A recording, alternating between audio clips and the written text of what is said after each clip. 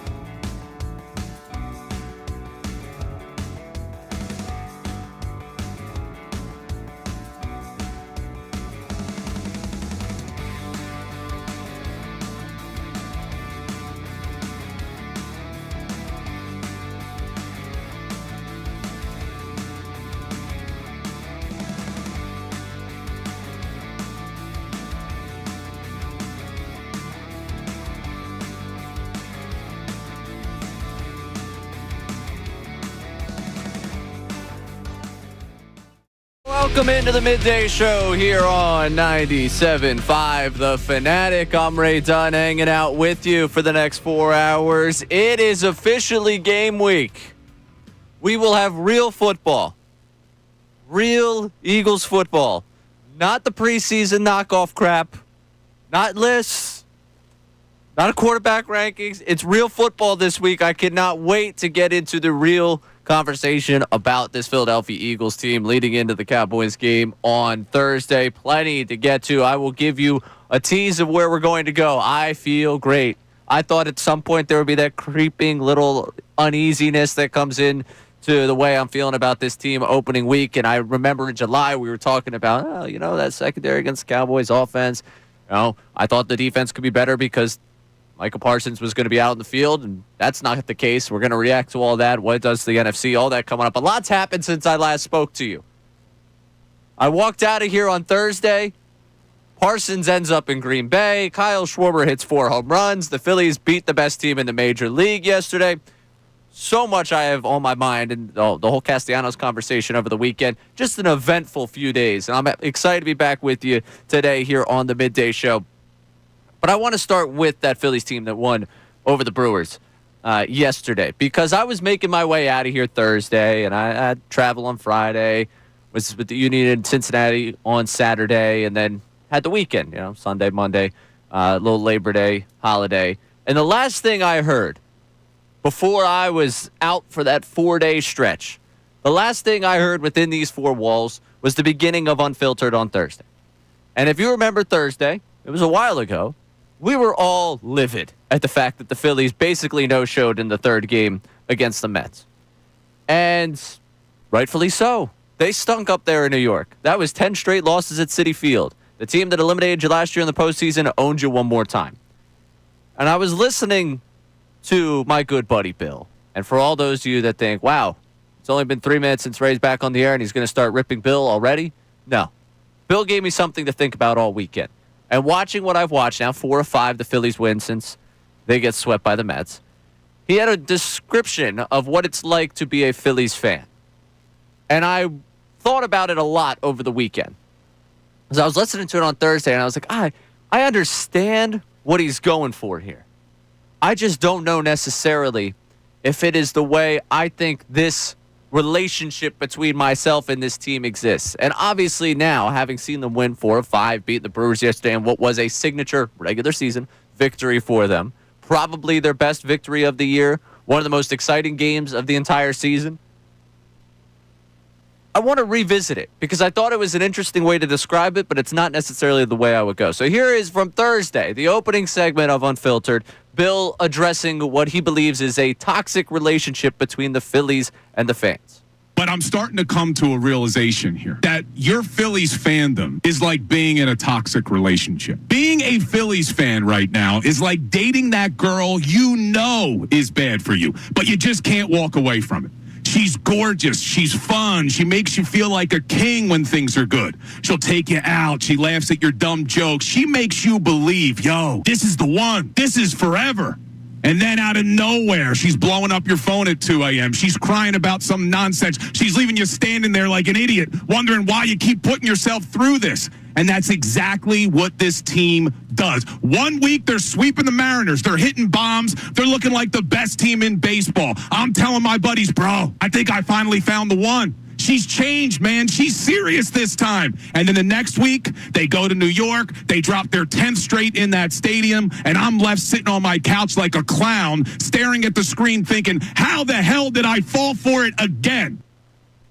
And that was the hurt that a lot of us felt on Thursday, where it was like, oh, man, this team, they just love crushing us. And I'm thinking about, but is it really toxic? I don't think this is the toxic relationship. I think that ultimately, if the Phillies don't get it done, and that's me projecting out, we talk about when it happens if they weren't to get it done. I think there's a lot of us that, in the wake of the Zach Wheeler news, lost the belief that they could get it done. I think just knowing how hot and cold this team can get, there's a lot of us that I think some are in a protective measure of not believing. But there is that measure back of like, I can't buy all the way in. And I'm not asking you to buy all the way in after they win 4 of 5 and just because they beat the Brewers once in a game in the beginning of September. But I think this is so much more, it has the feeling of, oh, if everything were to go right, this would be perfect. This would be great. This is exactly what I'm looking for. Not toxic. I understand the way you feel the roller coaster of a 162 where it's the up and down, but I don't think it's a toxic thing with this Phillies team. I think it's so much, this is the one that should work, but for some reason there's not. That person moves away. That person isn't in the stage of their life where they're looking for something right now. You're not in the stage of life where you're looking for something right now. I think it's almost the feeling of the one that got away more than the one that is the toxic relationship. And it's not necessarily the one that has gotten away yet because this era is not over. But every time I watch this Phillies team, I want to love them. I want it to work out with them. I want it to be a thing. And it's not so much that it's a toxic return to me. It's just there's justifiable reasons for me to find that it's not going to work, that it's not going to happen. And that's the way I want to characterize the relationship that we have with the Philadelphia Phillies. I don't believe that this Phillies relationship is toxic. I think that when you look at the justifiable ways that you want to see it work out, you are right to believe that it could work out for you. That maybe there is a way it happens. That maybe there is a way this team does it. But when you look at the reality of the situation, they're living in a different city. They got somebody else. You got a reason why you don't want to jump into it. That, to me, is so much more of the relationship with the Phillies than it being toxic. Because yesterday I watched that game, and it was tremendous. I mean, that game starts out in a way where you're like, all right, well, I know Connor was catching flack for it this morning. Like, yeah, all right, what's going on the rest of the day? Because Taiwan doesn't have it today. This team is going to fall down a couple of runs to the best team in baseball. We'll catch you on Wednesday. Take the day, everyone, enjoy it. And then they keep battling back. And they keep battling back. And then they get the lead. They give it up. They get the lead again. They give it up. They go ahead again. They finally close it out.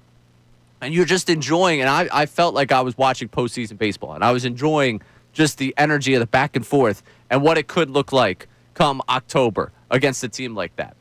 And it wasn't so much the toxic feeling of, the highs and lows of that game.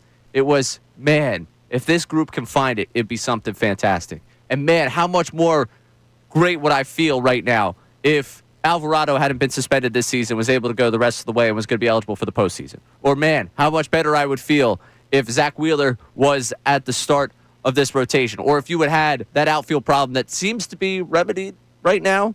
I think what you have in Marsha Bader in that outfield has solidified that outfield for you. You actually have justifiable everyday options every single day.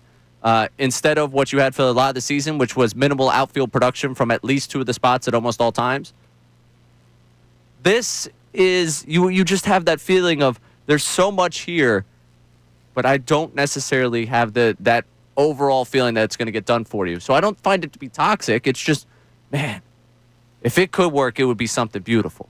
And that's the way I watch the Phillies. That's the way I kind of relate to the Phillies. So listening, I heard Bill say that on Thursday at the beginning of Unfiltered, saying it was toxic, that the highs were great, but the lows were horrible, and you get hurt. And, yeah, if this season doesn't work out the way I want it, we'll all be hurt from it. But that's so much more the relationship I feel with this Phillies team than toxic being the word to describe it. But I'm curious for you, because it's tough for me to rationalize the way a lot of people feel after a day like yesterday, where you hate I don't think you hate this team, but you spend a lot of time just upset, annoyed, angry at this team, and they give you days like yesterday, where you end up getting that incredible win, and it's like, yeah, what does it mean? For me, it's another example of, man, I just want this group to be the one that gets it done. I want to see this group be the one that gets it done. I know that I could talk myself into it, but really, can you believe it at the end? And I still struggle to believe it at the end. And I'm curious what a day like yesterday does for the fans that are like, get me to October. Because I thoroughly enjoyed my holiday of Labor Day watching that team. I thoroughly enjoyed everything about it, even knowing that I don't necessarily believe that's going to happen. And I'm curious what games like yesterday make you feel as a Phillies fan, 610-632-0975. Because to me, as much as I can have my doubts that it would end up working out, yesterday just reaffirms the whole, man, but if it could, how great would it be? And that's the way I walk away from games like yesterday. I want to ask you something that I asked Amy Fadul on Thursday before I got out of here coming up.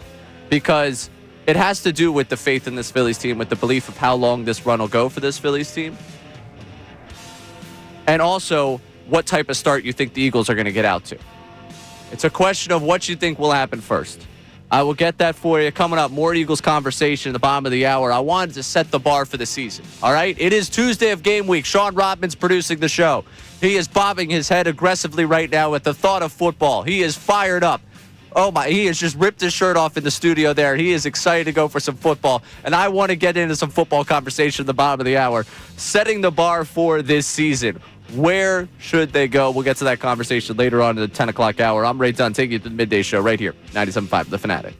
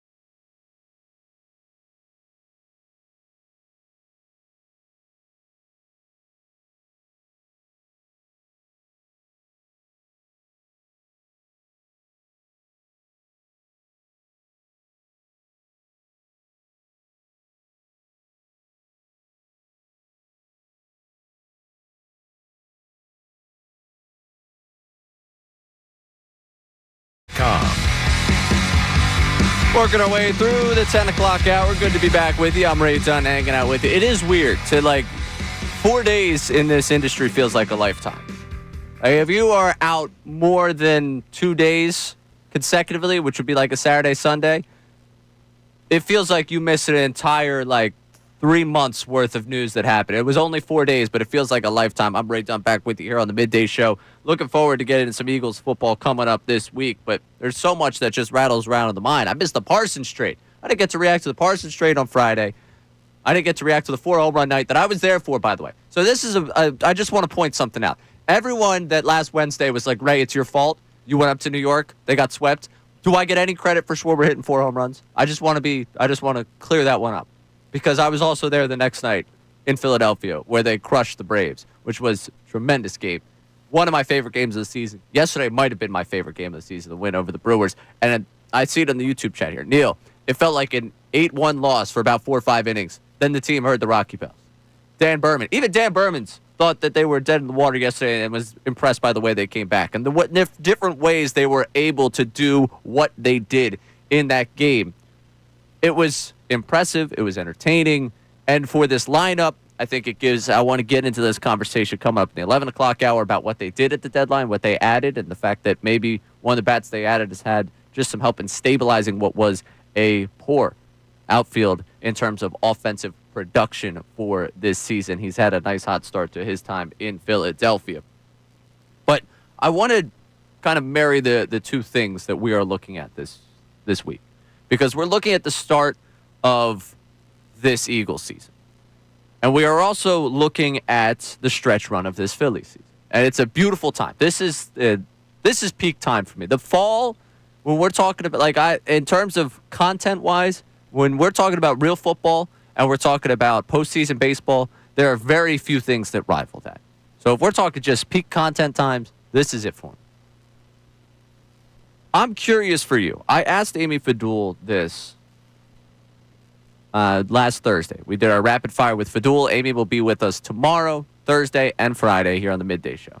So she'll be here all week as we get ready for the Eagles game, react to it Friday. Looking forward to it. I said, what do you think happens first? The Phillies season ends or the Eagles pick up their third loss? Because when you look at some of the conversations we're having surrounding this Phillies team, it's obviously postseason viability. How far can this team go? What about this team will stop it from going far? Why should I believe more in this team? When you look at the Eagles, a lot of the conversation early on is, how big of an issue is this? What do you think about this opening schedule? Is it imperative they get off to a quick start? There's so many different branches off of what is a very loaded question and asking you what you believe happens first. And after I asked Amy that on Thursday, thought about it during the show, we kicked it around a little bit. And then as I was making my way around yesterday and then coming back home from the shore, I was thinking about my head. I was like, I want to say off the jump, the Phillies season ends first. Because I look at the Eagles' schedule and I know how confident I am in what the Eagles are. When we did our WCNLs back in May and did them again in June and then in July and then in August, and we're probably going to do some form of it, some version of it, I'm sure, over the next couple of days as we break down this season. I didn't have them having the third loss till very late. I don't think I had them having a third loss till November. So the Phillies would have to invent a series beyond the World Series to have their season end before I had the Eagles lose their third game. But you look at the schedule opening up, I feel pretty good about Thursday. Chiefs game, revenge factor. There's something there. I mean, I don't have to tell you that Mahomes, Reed, the whole Chiefs thing could be a loss. Rams, is Stafford healthy? That team played you well in the postseason? Maybe. Buccaneers, I've had your number. We get to the middle of October, you got a Vikings game in there. A lot of people, Billy C here, very high on what the Vikings can be. I'm more of a show me thing with the rookie quarterback, but, there are justifiable reasons for people to say, hey, they could pick up that third loss sometime in October, and it could be before the Philly season ends. I asked the question also as a measure of your belief in what the Phillies are. Because I say that I think it will be the Phillies season that comes to a close before the Eagles lose their third game, because I still do see this team as not being able to capture the magic long enough to make that extended run. I think that we've seen yesterday for sure, and we've seen over a large sample size this year, that they can go beat just about anyone. Save the Mets at Citi Field. They can beat just about anyone. But I think that they are susceptible to the moments that could crush them, and the approach that could crush them. I saw it in YouTube chat earlier. People saying on social media yesterday, when they play small ball, they look pretty good. Yeah, well, when they're moving runners, when they're hitting the ball, they do look pretty good. We've also seen the 15 strikeout game, the 16 strikeout game, the 13. We've seen days where their approach just doesn't look the same day to day, and that makes it difficult for me to trust a long, extended postseason run beyond what I would expect. An Eagles start that I don't know how quick a start it's going to be. The 2-2 start to me would be an acceptable start, given their schedule, given what they have early on this season, given the fact they did a year ago. I told you all last week, I'm not going to lose my patience with this team until they hit their third loss before their third win. Well, if they hit a third loss before they have a third win, that's when I'll start to say, okay, what are we really looking at here? I'll react to it in real time, as we do every week when they play. But that'll be my point of, all right, now do we really have a problem here? And I just don't see that third loss until you're moving towards the latter portions of October, beginning of November, where I don't think the Phillies are still going. At that point, you're talking about a World Series team. And they can do it.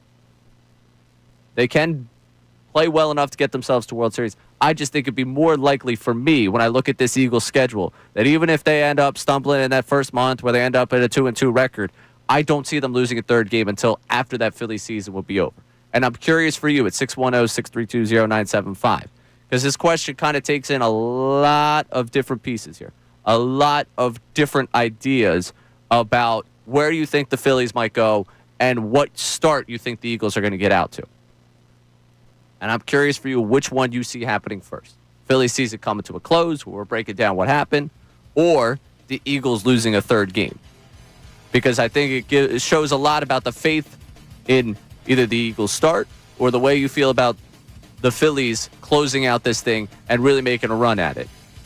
What side of the fence you're on for this one? So you can jump into that conversation at 610-632-0975. And while we come to the Eagles side of things, what's the bar? Where do we have to see this team get to this year for you to say, yeah, it was a successful season? Of course, we all want them to repeat. No one's going to sit here and tell you, I'm not going to say, oh, well, they won a Super Bowl, I'll be good for a few years. No, it's got to be a high bar this year. But I think I've set where this team needs to get to for me to look at it and say, yeah, all right, they followed up in a promising way. He's Sean Robin, producing the show. I'm Ray Dunn, taking through middays, 97.5 The Fanatic.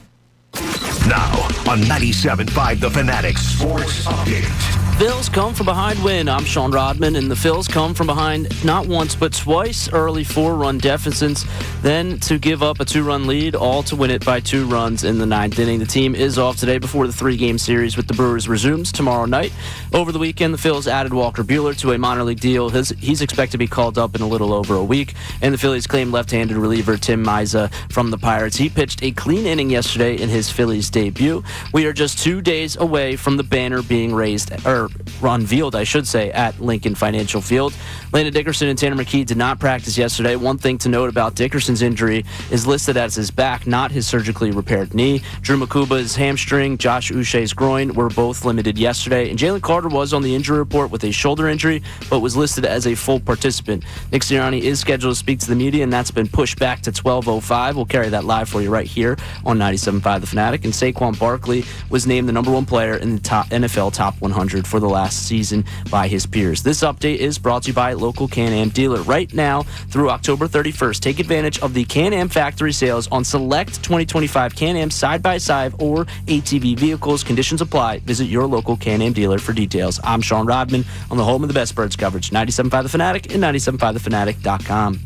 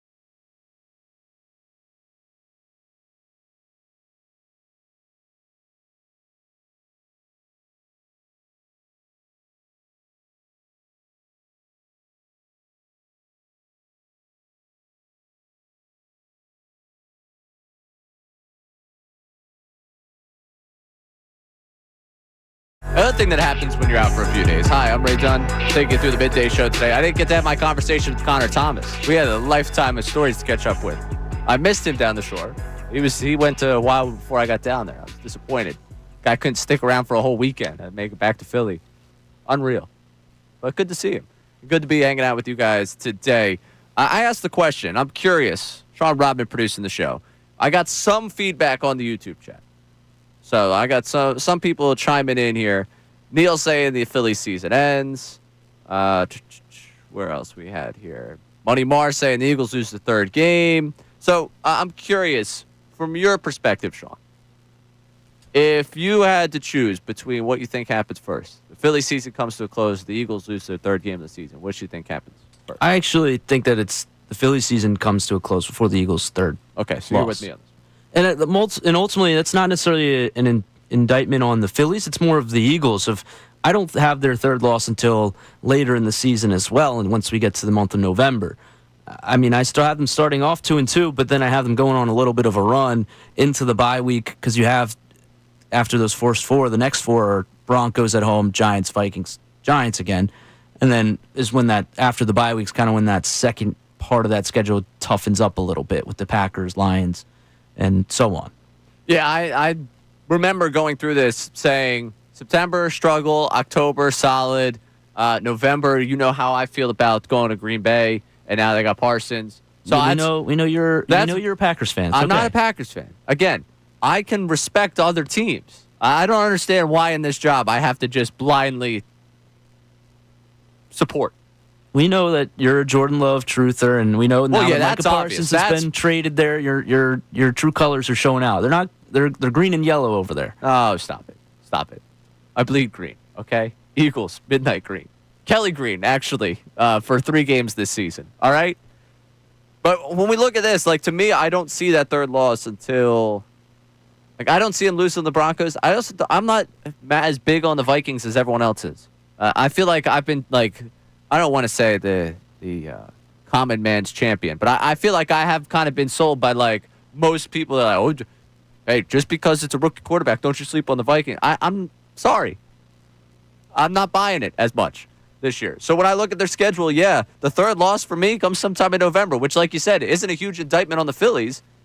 But even if they are to lose, let's say, that Vikings game, October 19th, that means the Phillies are playing in the NLCS. And that would be the world where this becomes interesting as to whether or not we'd be right or wrong about this. I just don't see them losing a game until we get to that third game, until we get to November. Because I think that even if they stumble out to a slow start, they're going to be able to rebound. Those 2 Giants games are going to be nice cushions there if you do believe that the Broncos and the Vikings are tougher matchups.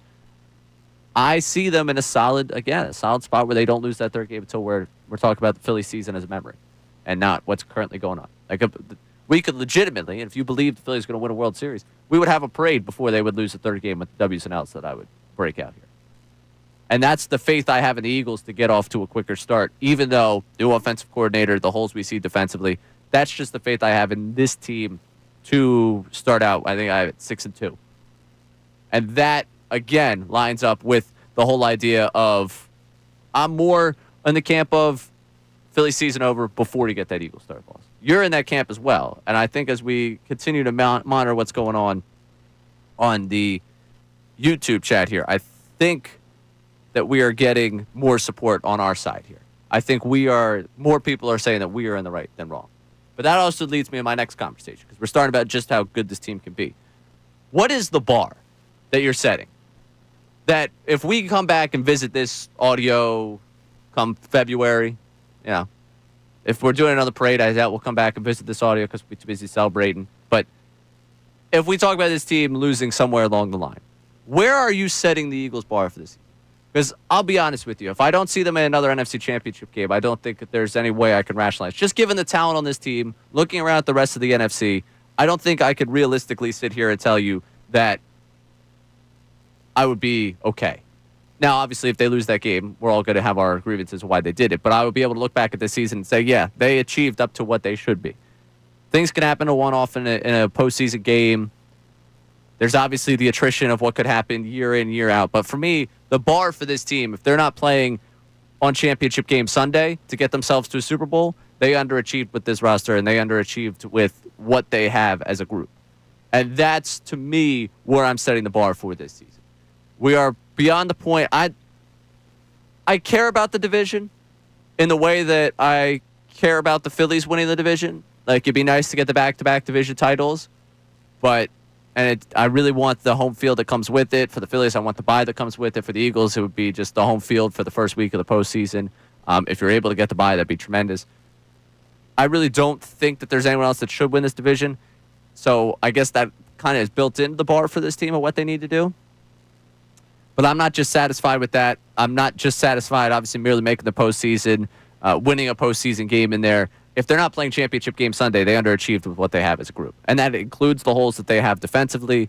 That includes the built-in regression, I think, that we have for what the running game will be just by sheer volume of what there was the year before and what history tells you about what will happen to a running back that had that number of touches. So for me, the bar, if they're not playing championship game Sunday, this season to me was underachieving, and I think for this group probably ends up going down as a failure. I know Sean Rodman's got a cast of characters, a crew, a whole group trying to see what he's doing in there, figuring out, producing the show. But Sean Rodman, where do you set the bar for this season? I'm in a similar aspect as you. I think that it's a division title. You want to go back-to-back division titles because you haven't seen it in God knows how long. That is the bar, but is that the one you're really attaining for? No. The reason why you're attaining the division title is because it'll help you seed-wise for the playoffs more so. I mean, I think an NFC championship game is kind of the expectations right now.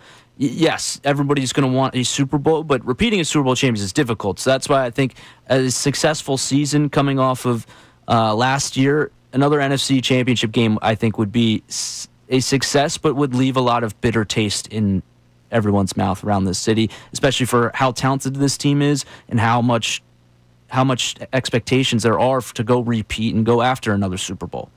Yeah, and I think on top of that idea of what would be the disappointment, we talked about it. Like, if we don't get one more in this run with Hurts and Sirianni, this was my personal feeling, I would be disappointed by it. So I obviously, Super Bowl is the end goal here. But if I'm sitting here and I'm able to look back at this years from now, like, okay, what did they achieve? Well, coming off of a Super Bowl win, what other teams in history have done, what you've seen from other teams in the NFC throughout history to make it back there, to try and get back there, I need to be playing championship game Sunday. So when I look at this in more historical context someday, I'm like, all right, they did have themselves a pretty great season. I'm curious for you what you would set the bar at for this season at 610-632-0975. I see we got some action on the text line. We'll get to the text coming up. And we mentioned the repeat right there. What is this team's biggest obstacle? Does it exist in-house? Is it in South Philadelphia? Is that their biggest obstacle? Or does it exist somewhere across the country in the form of another organization? Where do you see the biggest obstacle to a repeat for this Eagles team? Sean Bryan producing the show. I'm Ray Dunn. Take you through middays right here, 97.5 The Fanatic.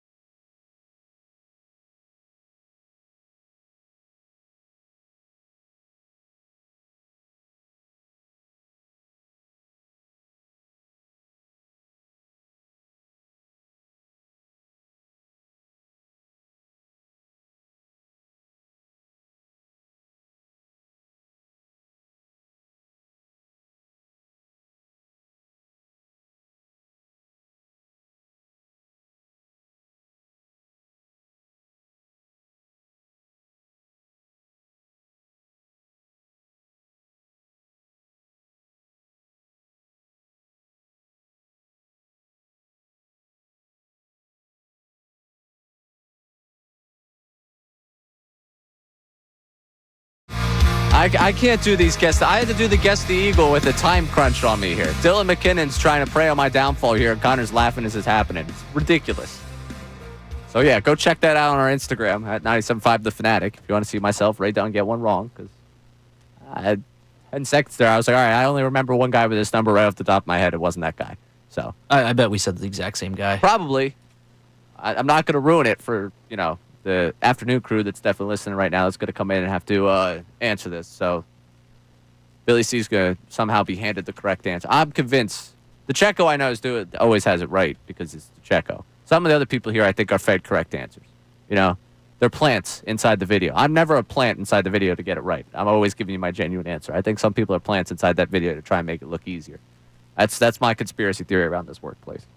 All right, so I want to get to the text line real quick on the biggest obstacle because I'm very curious for people what exactly they find to be the biggest, for the Eagles bar and then the biggest obstacle. So let's start with the Eagles bar for this season. What is the bar of success do you need to see this team reach?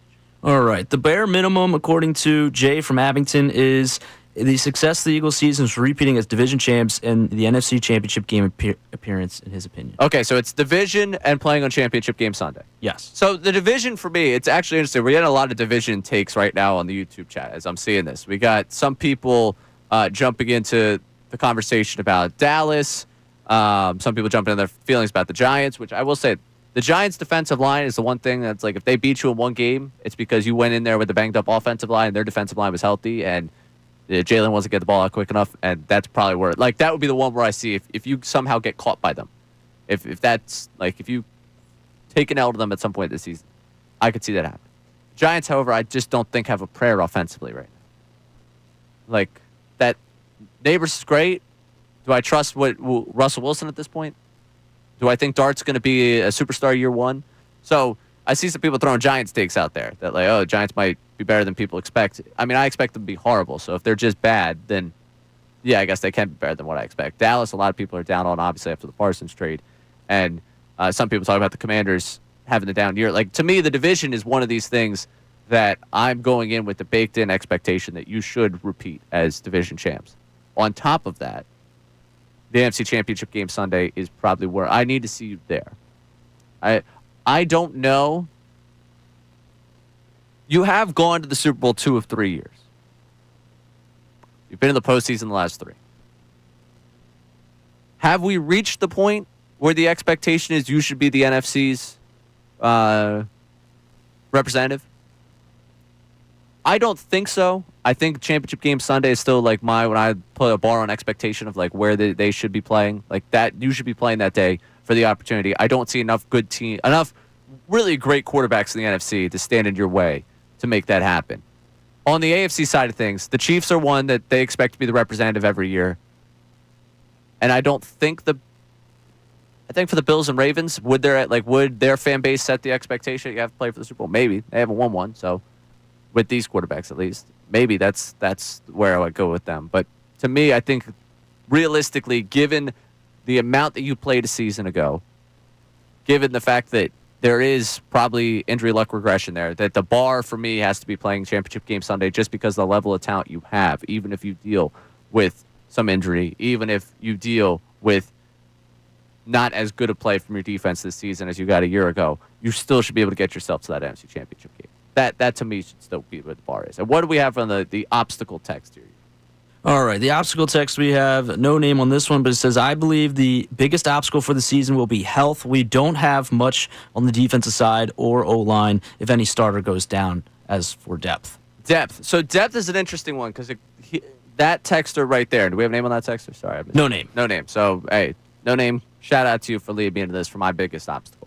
The biggest obstacle that I have for this team is the fact that I just don't necessarily see, and this is to repeat. This is not to, play on Championship game Sunday. This is not to have a great season. I can't see you batting 1,000 again. I can't see you doing as well as you did in terms of building that defense back-to-back years. Fangio is a great coordinator. They have some really great players on that defense. But to bat 1,000 the way they did in figuring out that defense, and they didn't technically bat 1,000 because they had Bryce Huff on that team. They just did so well that we can kind of push that aside. Addressing the holes in their defense, a second year like that, to me, is expecting something that is just out of the norm within the NFL. And I think part of why it would be my biggest obstacle to a repeat is because if you do get to the Super Bowl, more than likely you're playing one of the tremendous quarterbacks from the AFC. And the difference between the Super Bowl you lost in this era and the Super Bowl that you won in this era is the defensive performance clearly in those two games. We mention all the time about how Hurts has outplayed Mahomes twice. You've seen that happen twice in the Super Bowl. You know, it just saw the one time they didn't see the other. Defense showed up, and that won you that game. Go back to that NFC Championship game. Early on, yeah, back and forth contest. After a while, you're just able to beat down the other team, and they were able to do that time and time again this season.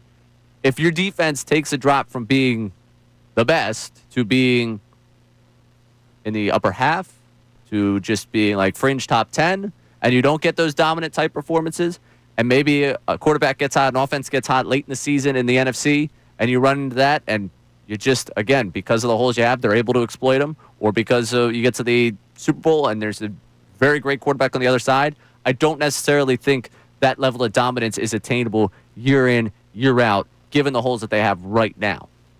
They'll be good, but I got questions at edge rusher, I got questions at corner, I got questions at safety. That's enough for me to say, yeah, going from 1 to 10 might mean that there is an outing out there where you get gashed at some point. And I can't just absolutely assume that that's going to work out for you the way it did a year ago just because I like the defensive coordinator and I like the names that you have out there in Carter, in Bond, in Quinyon Mitchell, in Cooper DeJean. So that would be my biggest obstacle for this team repeat. And I'm curious for you at 610-632-0975 what you see as the biggest obstacle to a repeat for this Eagles team on the week that they open things up. Now, I want to get back to the Phillies coming up here as we get towards the 11 o'clock hour. We are going to have the Nick Sirianni presser at 12:05. By the way, first time of the season we've had it happen where Sirianni was like, 11:45, a little early for me. Now we're going to do this at 12:05. Head coach, he talks when he wants to talk. Scheduled at 12:05. We'll hear from him at 12:15, and we'll play it for you whenever he steps to the podium coming up. So much good. So much good out there on the practice field. Not a lot good for him in terms of sticking to his schedule for the press conferences. I'm going to complain about it again this season. I'm going to complain about it again this season. I'm sorry. All right? The guy proved me wrong. You can have everything else in the world. You won a Super Bowl. Thanks for the parade, all those things. The one thing that will still drive me nuts is this press conferences. But coming up, I want to get back to the Phillies. And I mentioned about the Eagles addressing holes on their team. The Phillies, what they've done in season addressing this roster. Are we able to give them credit for that? If you fix a problem you created, do you get credit for it?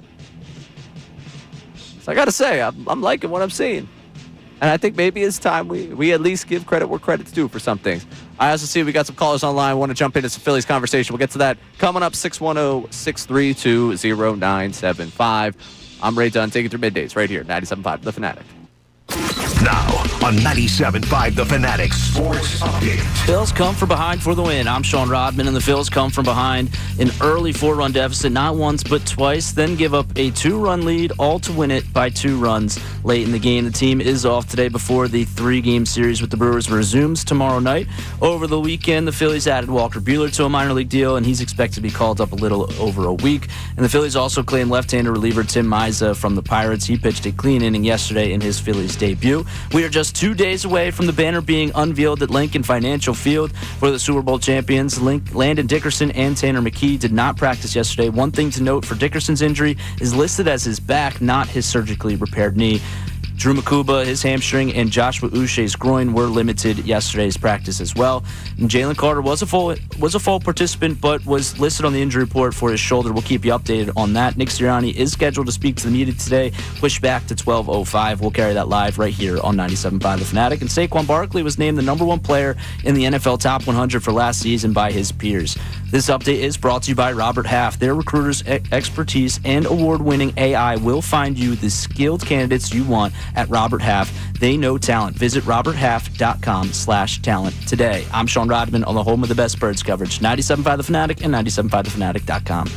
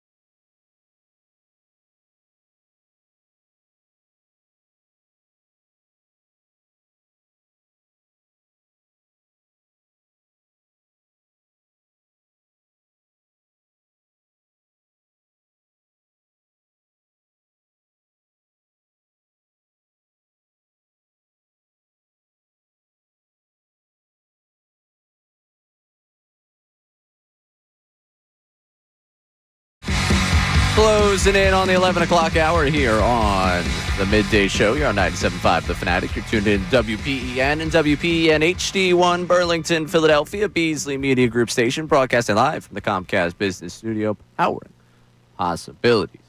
Get back to the Phillies conversation in just a second as we roll into some of, and I love the response I got immediately. Give them credit for what? I'll get to it in a second. That's why I'm giving them a little bit of credit here. But the Eagles conversation. I saw we had someone text on the text line about the Guess the Eagle thing. I'm assuming this is someone from Unfiltered trying to stick up for themselves. No, it's not. Oh, okay. This is actually Dawood from the Northeast checking in. He says, What's up, Dawood? I bet Ray would have guessed the Packer correctly. All right, go ahead. Hit the rim shot. Wow, good one. Haha, very funny. Ray's a Packers fan. I rooted for the Eagles last year twice. Against the Packers. I don't know what you want from me. You think, did I come in here upset when the Eagles won in the postseason? Did you see me upset? I didn't see you upset, but no. I know I think you could be a pretty good actor over there. You think I could be a good actor? Yeah, That's one of the nicest things you've ever said about me. Yeah, it's probably very difficult for me to act. While we're talking about acting here, real quick, I need a ruling. And this is a text line ruling for people. It's a new segment we're calling Good Bit, Bad Bit. Whether or not something I did was a good bit or a bad bit. Summer ended, right? Like, we can all now accept that summer's over. Labor Day weekend's passed. The kids are back in school. I'm wearing a sweatshirt right now. Like, summer's done, right? We all accept. You accept that? I accepted summer's done, yes. Yes, okay. So everyone, people my age do because they're all social media, like, obsessed and addicted. And, I got to put everything on social media. And I'm not saying I'm above that. I'm just acknowledging it. Everyone's got to do the what a summer post, like a lot of people hit the Instagram with it. Some people hit the old Bird app with it. Maybe some of the folks a little bit older than me love to do the Facebook. It's a photo dump, basically what I did this summer. And for 95% of people, I feel like my age, it was one of two things. Reminding you they went to Europe or reminding you that they got engaged. And that was pretty much everyone's like, oh my gosh, what a summer it was for me. And then they sprinkle in some pictures down the shore that they enjoyed. I saw this, and yesterday I decided I was going to get in on the fun. And I decided to do what a great summer post. But I just posted everything from my trip to the mountains last February, where I'm bundled up in snow gear. And I'm just curious, good bit or bad bit? Sean Rodman. I saw you post this, and I looked at it, and I go, what are we doing here? And I think I didn't pay much. It didn't bother me per se. It was more so of, I was like, okay, Ray, I see what you're doing here, and I just kept scrolling. I think I gave you Yeah, no, I could tell people were either annoyed or confused by it, by the lack of engagement on it. It wasn't necessarily lack of, like, annoyment. It was more so of, that was a bad joke kind of thing. But it was like wildly entertaining to the six of us that were sitting on the beach. It did, as I did. Like, it gave me a smirk, wow, Ray's doing another bit right now, but. Yeah, it didn't do much for me. All right, I want to get a little return on this. All right, so 610-632-0975. Good bit, bad bit. That's the entire purpose of this one. Now to the Phillies thing, real quick. I understand for a lot of people, you wanted that big bat at the deadline. You didn't get it. You were upset about it, and there were problems that they didn't address last offseason that we have talked about like crazy. That we went deep into early on, that we've continued to talk about how they didn't address the outfield the proper way in the offseason. The bullpen, how could Romano be the big name there? You spent $22 million or whatever it was that ended up being on Kepler, Romano, and Ross, and that just hasn't worked out for you. So the problems that they have are self-created, really, here. Are we allowed to give Dombrowski credit, though, for addressing those problems? I watched Robertson again. Robertson, obviously, yesterday, after JT, I don't know how many times JT's been hit the way he's been. Like, you watched the game yesterday, Sean Rodman. He took one below the belt that looked like, he was in some serious pain for JT. Oh, yeah, that's always a little scary when that happens. It's happening too much to him. It's happening, way too much to him. Over the amount of times, what would probably be the average for a major league catcher? I feel like it's happened 6 times the average for him this season. It just feels like it continues to happen to him. I feel for the guy. After that, Robertson kind of unravels there and should have been out of that inning. I'm starting to question how many times they're shading Turner up to the middle. If he's a step to the left or a step to his right a few times, I feel like he's probably a better position for a number of different things that we've seen it happen a couple of times. but has to make that play. Robertson, obviously, shaky there in that inning, but I think bringing him in has addressed the bullpen. That's been good. I think most people are over the moon about Duran. I like the Bader trade when it happened. The way Bader's hitting right now, I don't know how you could be against the guy. And then post-deadline, they go out. Tim Meza now. They go out, try and grab him. Lou Trevino, I love the plan here. Just make it Monco. Just sign guys from Montgomery County. As a Montgomery County native, this is very important to me.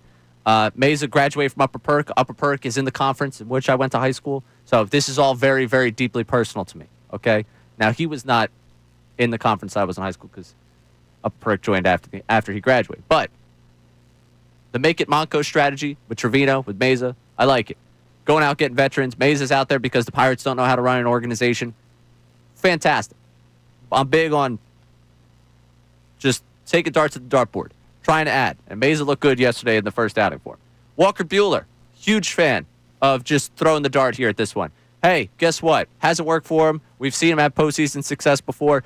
He at least gives you another option inside your organization to go to a 6-man rotation here in September, preserve your arms. And at best, he is someone that you can trust in the postseason. At worst, he's a prorated $760,000 salary that you say, well, we tried something, it didn't work out for you, and we have to go back to the options we have here. Are we able to give credit the way that they're added pieces and the way that they've been able to try and shuffle things to make things work for this team? Because I think there is a little bit of credit deserved there. The deadline looks a lot better right now than I think people felt in the moment. I like the deadline in the moment. A lot of people came away at 4, like, that was it? They got nothing else? I liked it in the moment. I think it looks a lot better now than when I even liked it in the moment. The Robertson thing, thought was a solid dart throw. Looks like a solid dart throw right now. They've thrown a couple more darts here. If one of Trevino, Meza, or Buehler is a good addition for you in the postseason, you just took 3 potential dart throws from any of your competition to try and make it work. I feel like we at least should give a little acknowledgement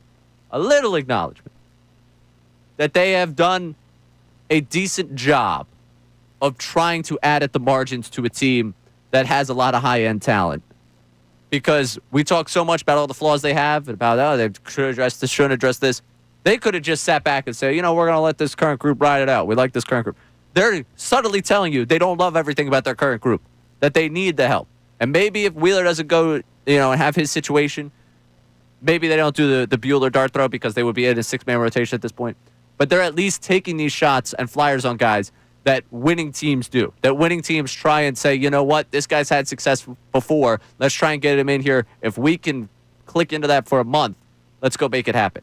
Should we give at least the credit to that? Because I think we should. But Sean Rodman, I could see the cynic here that, well, these are the problems they have because they created them. And why should we give them credit for fixing their own problems? This shouldn't have been a problem in the first place. I could see the cynic that's upset about that. Also the person that's like, you're playing the flag here at the beginning of September. And it's not October.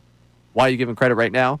But I like the way that they're addressing this. And I do think we should acknowledge and give credit where credit's due, that they're making the moves that a team trying to compete for a championship should.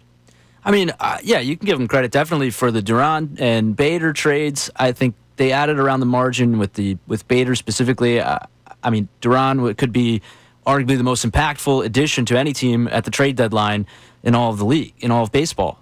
I mean, he's been really solid. I know he's had a couple hiccups about a week and a half ago at this point, but Bader's been really good for them in the outfield. He's kind of solidified that center field position because we have seen how that center field position has been the last couple of years in Philadelphia.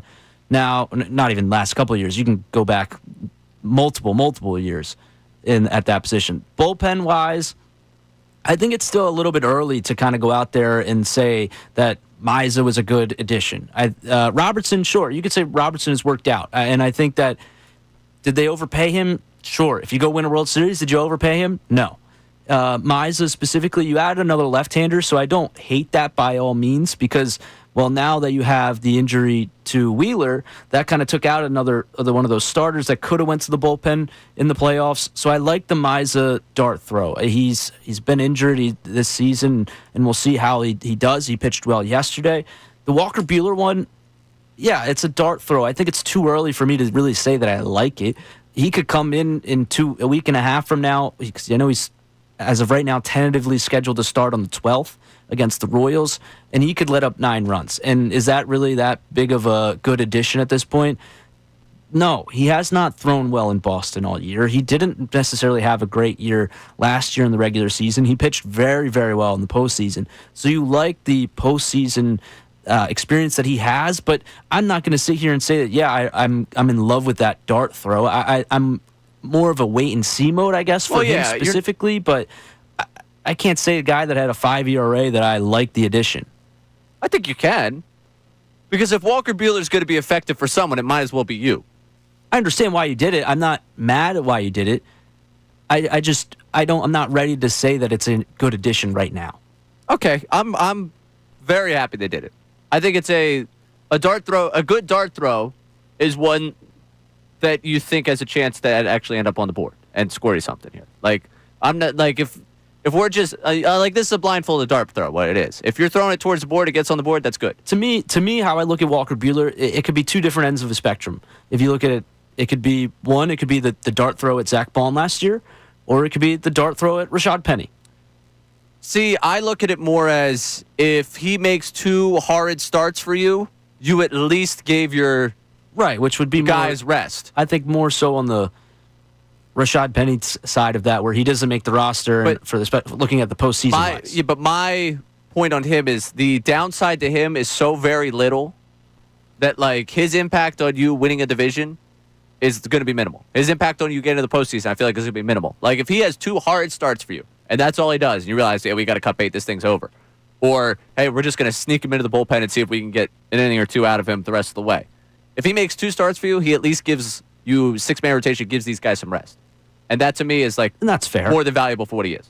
I think that's fair for the 6-man rotation aspect of it, but I think looking at it for the playoffs specifically, I think it's a little, I don't want to say far-fetched, but it's a harder dart throw. You're not it's not regulation. You're throwing from 30 feet. Do I think that he is going to pitch 5 scoreless for you in a clinching game? No, but I will say. But if that's where the bar is for the Walker Buehler signing, I'm sorry, you've gone too far. One of his best starts this season was at Citizens Bank Park against the Phillies. Well, yeah, the Phillies have a tremendous way of doing that for some guys. I love this team, but they'll be happy to show you just how good a guy could potentially be. Looking real quick here, I saw Colby on our YouTube chat. If you hate, that's why I laughed in the mic. If you hate Aaron Nola, you're going to hate Walker Buehler.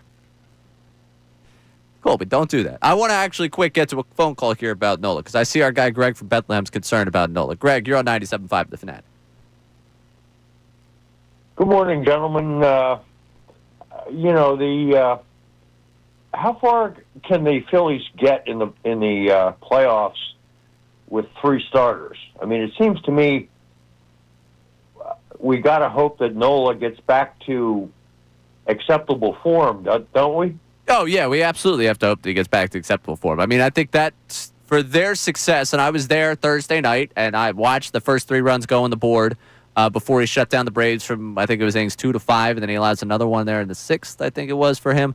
I was there watching the Nola start, and it's clear he's not there right now. He's not at the, I don't know if I can even expect peak Nola. I would just like above average Nola at this point going towards the postseason. But when we look at this rotation, this round through the rotation again made me feel like, all right, I think I'm going to have to get with the reality that they might have to throw 3 lefties out there to be their 3 starters in a postseason series. Yeah, well, that's kind of where I am at this moment. I'd like to be. I've been an Aaron Nola fan since he came up, right. And I've been disappointed on many occasions. Greg, this has been a tough year for Nola truthers like yourself and I. Okay, there's no way around it. We've had a tough go of it. Yeah, I mean, he has the stuff, it seems, although he did lose a little velocity, I think, but he has the stuff. He just nibbles too much. Yeah, and I think he just hasn't really had the command this year. I think that's been part of it. You mentioned the velocity hasn't been there. The velocity was there Thursday. I just don't necessarily think he's got the command that he's had and the control of his arsenal the way that he's had over the last number of years. To me, that's more the issue Now that I see the velocity upticking, I just don't necessarily think he's hitting spots the way he has before, and he needs to. He's not going with the overpowered velocity. And Greg, I've been struggling just like you with the NOLA season that we've had. So I think I'm dealing with the three lefties right now. If I have to go out to a postseason rotation, that's the way I'm going. Top step Taiwan might be a thing again, by the way, as they continue to load up on bullpen arms. And if he hits a little skid that, tends to happen to him when he gets close to that 100-inning threshold in a season, top step Taiwan might be a thing again. I'm just saying. All right, coming up, we had another Castellanos situation over this weekend. Did we? I want to just address the whole thing. And also, their outfield yesterday. What'd you notice about? They're finding a new reality here. It's time for everyone to just accept it. I'm Ray Dunn, taking you through middays here on 97.5 The Fanatic. Hey, everybody, it's Bill Colarulo, and coming up,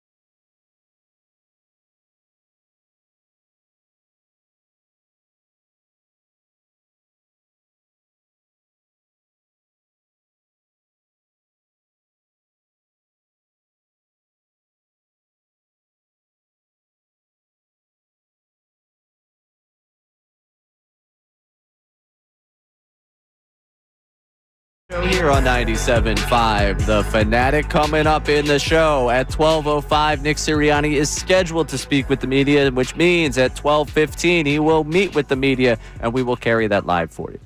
You know what? I got to give him more benefit of the doubt, all right? Maybe this time he'll be on time. You think? I think. You know what? That's some... New year, new him. Is that because the start time was already pushed back? Yeah. Do you think he could be early? Now, that would be it. Honestly, because I would be owned if that was the case. There was twice last year. I remember he was early, and it was when you weren't here, and I was filling in for you. He ended up being early both those times. He could. I think own he just me. doesn't. I mean, like he you. did own me last year with the fact that he won a Super Bowl after I was out on him. So he's already got one up on me. But Nick Sirianni would have a good chance to just really take an Iverson step over me if he showed up early today. We'll have to wait and see. I know he has made the switch, that he is a, regular listener, and I'm sure he doesn't appreciate me making jokes at his expense for the fact that he's late to his pressers. So I'd like to think maybe part of that is me, that I've entered, just kind of the thought process of, I got to get to these press conferences on time because I'm going to upset that moron with the microphone up Bala Kinwood. I'd like to think that there's part of that. So we will carry his presser live for you. That will come after the NFL notes at noon. So we're going to make sure we get those notes to you right at noon, and then we'll get you the Sirianni presser because I have a feeling that we're going to be waiting, so I'm not going to push off the segment for Sirianni. We'll just do the notes at noon. We'll go right to Sirianni. At 1 o'clock, the Rodman Report is back.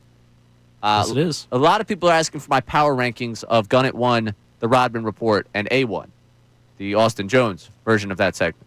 And to that, I would say I'm not going to do my power rankings in front of Sean Rodman. That would be rude. Wow, okay. Tough crowd, I guess.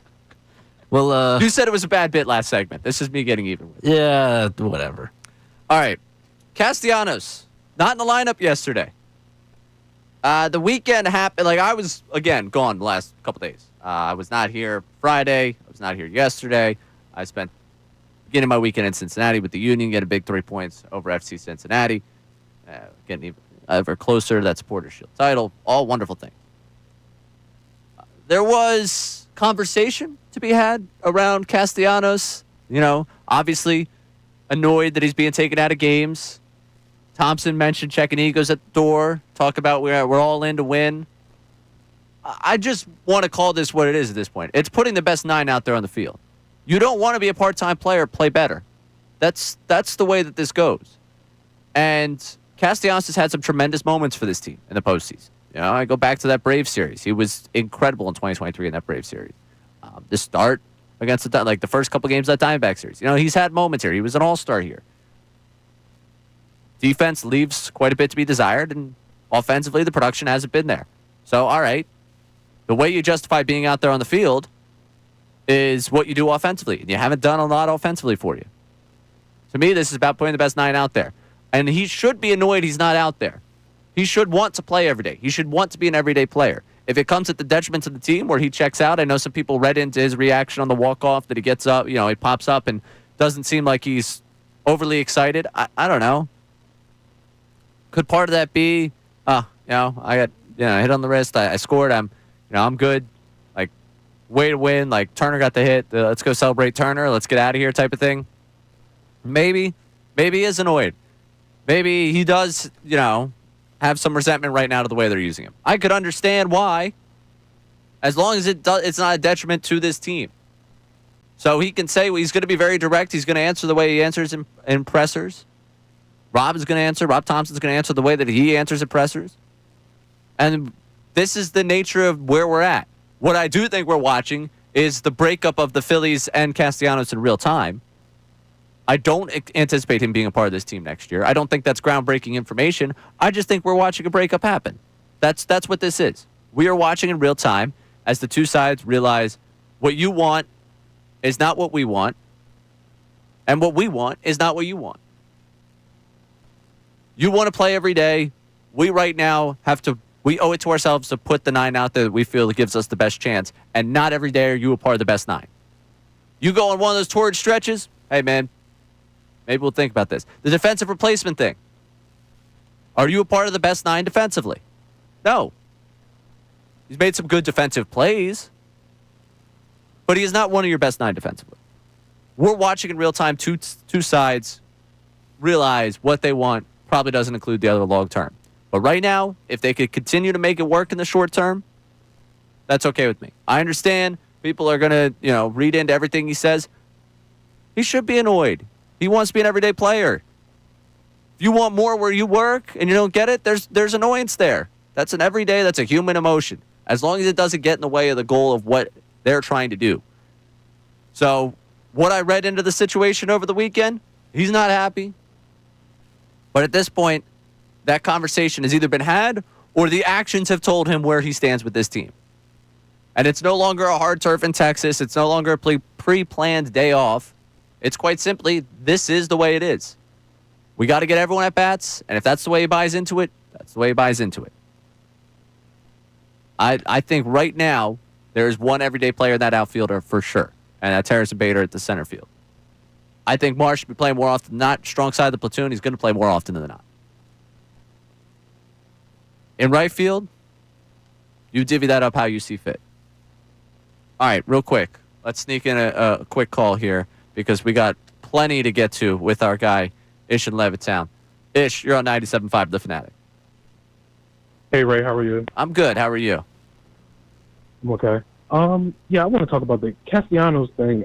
I totally agree with you. You got to put the best player out in the field in order for us to win a game. I'm glad for the Walker Buehler pickup and the other closer pickup. I actually think that's good because we're just taking a flyer on them. Even though Walker Buehler is making $21 million from the Boston let the Red Sox pay it, man. That's all good with me. You take all that money from them up there, Boston. Not my money. That's Boston's money. I kind of paid his salary back. I went to Fenway this year. In a way, I helped pay for Walker Buehler to be a Philly. You're welcome, Philadelphia. Oh, that's good. Okay, and I have a question. This is going to be my last question. Now with the Brewers series, were you a little afraid because of all the hitting we were doing and the bad pitching that we had? Do you think that's like a kind of like a bad thing for us to go, for us going forward, like being afraid of the pitching going into the playoffs? I mean, afraid of what we have in terms of a rotation, in terms of a bullpen. I don't necessarily think it's something that I should fear, but we don't have as strong a rotation as you had. You had Walker out there, and the fact that you were able to out-hit what Walker put you in the hole from yesterday was good. And yeah, I mean, listen, that Brewers lineup is good. There's a reason why they're the best team in baseball. You're going to have to win. If you're going to go far the postseason, you're going to have to win games like that, where it's 10-8, where you don't feel comfortable with the way that you pitched, but you were able to hit past it. That's part of the trust in this lineup. Do you think that this lineup can win games like that in the postseason?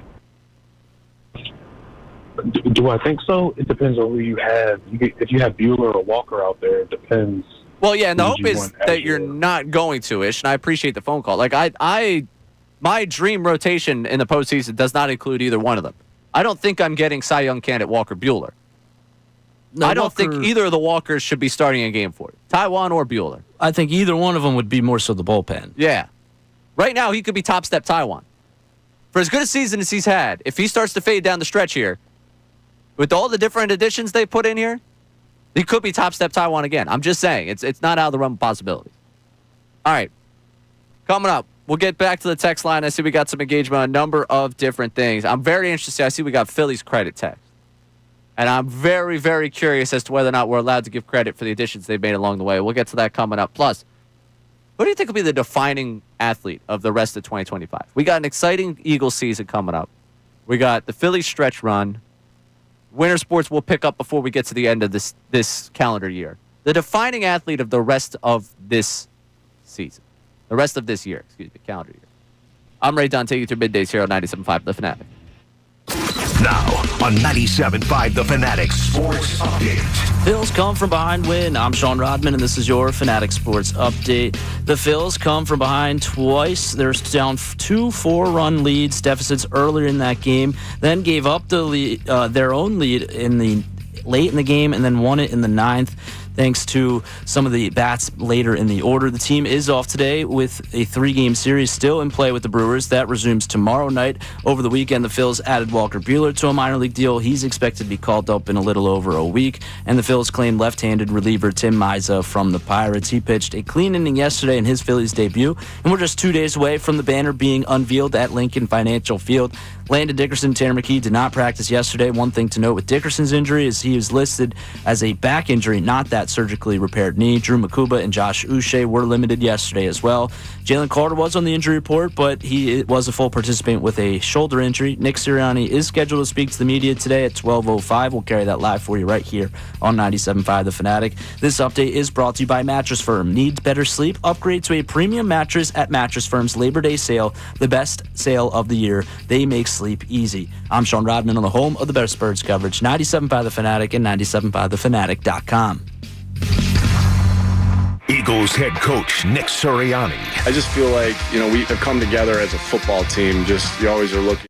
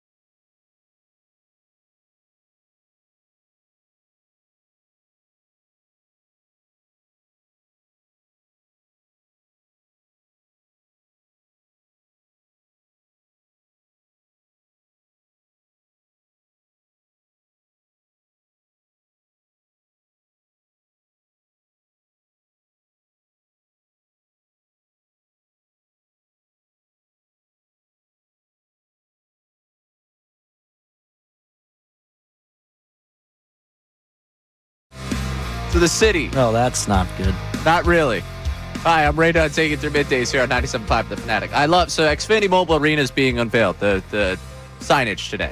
I think right now, like the next 15 minutes or so. I got the RSVP email. I wanted RSVP, yes, but I was told you're on the air from 10 to 2. That's your job. And I was like, all right, yeah, that makes sense. So I couldn't make it down there.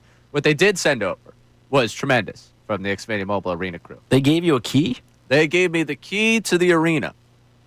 So I now can get into the arena at any time. Disney on Ice? You think that's? I'll be there. Do you think they gave you the right key, though?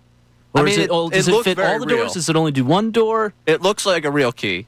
So I would say probably front door if I had to guess. But you remember that story about the guy that lived in the vet? Yes. I've alerted my roommates that I am not coming home. So do you have to pay rent now because No. they gave you the key? How does this they work? gave me the key. So I'm now living at Xfinity Mobile Arena. Are you still going to pay rent at your apartment though? No, that's why I said you guys are on your own. Best of luck. At least we signed means nothing to me. They just gave me the key to Xfinity Mobile Arena. And what the little package they dropped off was nice. Where are you going to set up your bed? Because I've heard there's a nice couch in the Flyers broadcast room. All right. Well, in that case, yeah, I can figure it out. Maybe, I'm friends with Amy. Maybe Amy could be like, hey, this is a place at NBC Sports Philly where people, no one would notice if you just camped out there for a little while. Well, then maybe I'll ask Amy tomorrow where exactly would be the best place to hide out at Xfinity Mobile Arena. But they gave us a great gift basket of things. Included in that was some tremendous Federal Donuts, which I just enjoyed one in the break. That was... What flavor is that? I don't know, man, but whatever it was great. I was a big fan. It was donut flavored. It was very looks good. It was, yeah, I would go take care of that right now because now that I said this on the air, people are going to start, whoa, what they got down there at the Fanatic? Might want to go next break to go take care of that. But yeah, key to the city for me. Very, very honored, really, to be bestowed such an honor. And I am taking this home. I don't know where I'm putting it, but I'm taking this home. Well, which is now Xfinity Mobile Arena. So that's how you get in the door. Yeah, that's now where I'm living. All right, we got some Phillies text after that last segment. Let's jump into them at 610-632-0975. What do you got for me on the text line, Rob? All right, on the text line right now, we have a couple people checking in. First, we have one person, no name, says, of course you give the Phillies credit. Look at it from the Eagles side. Everyone gave Howie credit for the Devontae Smith and A.J. Brown, but when you look at it because he didn't draft Jefferson and Metcalf at the same time. Earlier, I guess, would be. Oh, so they're saying that Howie gets credit for the wide receiver room now, despite the fact that Howie made mistakes before. Thus, you have to apply the same logic to Dombrowski and this Phillies team. Yes. Okay. I could sign up for that. It does. I want to be clear. It doesn't mean that you didn't make a mistake. What they did last offseason was still a mistake. I just like the fact that they're taking the dart throws that a winning team does to try and correct it right now. And I think I was very much pro them bringing in Robertson. And then I liked what they did at the deadline to improve. Now I'm liking the fact that they're like, all right, yeah, Meza, Trevino, Bueller, let's go. Let's roll with it. The Make It Monco plan plus Walker Bueller. I'm in on it. I also... Didn't Trevino go to high school in Bucks County, though? But he was born... Upper Bucks Listen, anyone Christian I can claim... School, I think it is. I thought he was born... It was Green. I mean, he's from Green Lane, which is technically Montgomery. Right. So, in that case... Yeah, I'm gonna accept him as. But am I allowed to accept him as Bucks County then? Well, no, you're not allowed to. No, of course not. Why would I? No, that's weird. Why would you even suggest? Well, because he played most of his high school. Well, he played high school in Bucks County. Yeah, but that's where he kind of made a name for himself before he went off to college. He was born in Green Lane. He's Monco. We're making him Monco. I mean, sure, if you want something like, you not have enough in Bucksco. Is that what it is? You want something here. I'm not going to win this battle, am I? I mean, you probably are winning the battle if you would just keep fighting it. But since you just gave up like that, yeah, I'll take the white flag and I'll take the win here. So it's scoreboard for the day. Ray 3, Rodman nothing. What else we got on the text line? Well, the bit was good. It was a loss, so I think I got one on that aspect. Ari in Warminster checking in says, I'm fine with the outfield platoon for now to keep everyone fresh, but in the postseason it should be Marsh in left, Bader in center, and Castellanos in right. Wilson and Kepler should be on the bench and used as pinch hitters come playoff time. And Kepler. So the outfield they want is Marsh, Bader, Castellanos.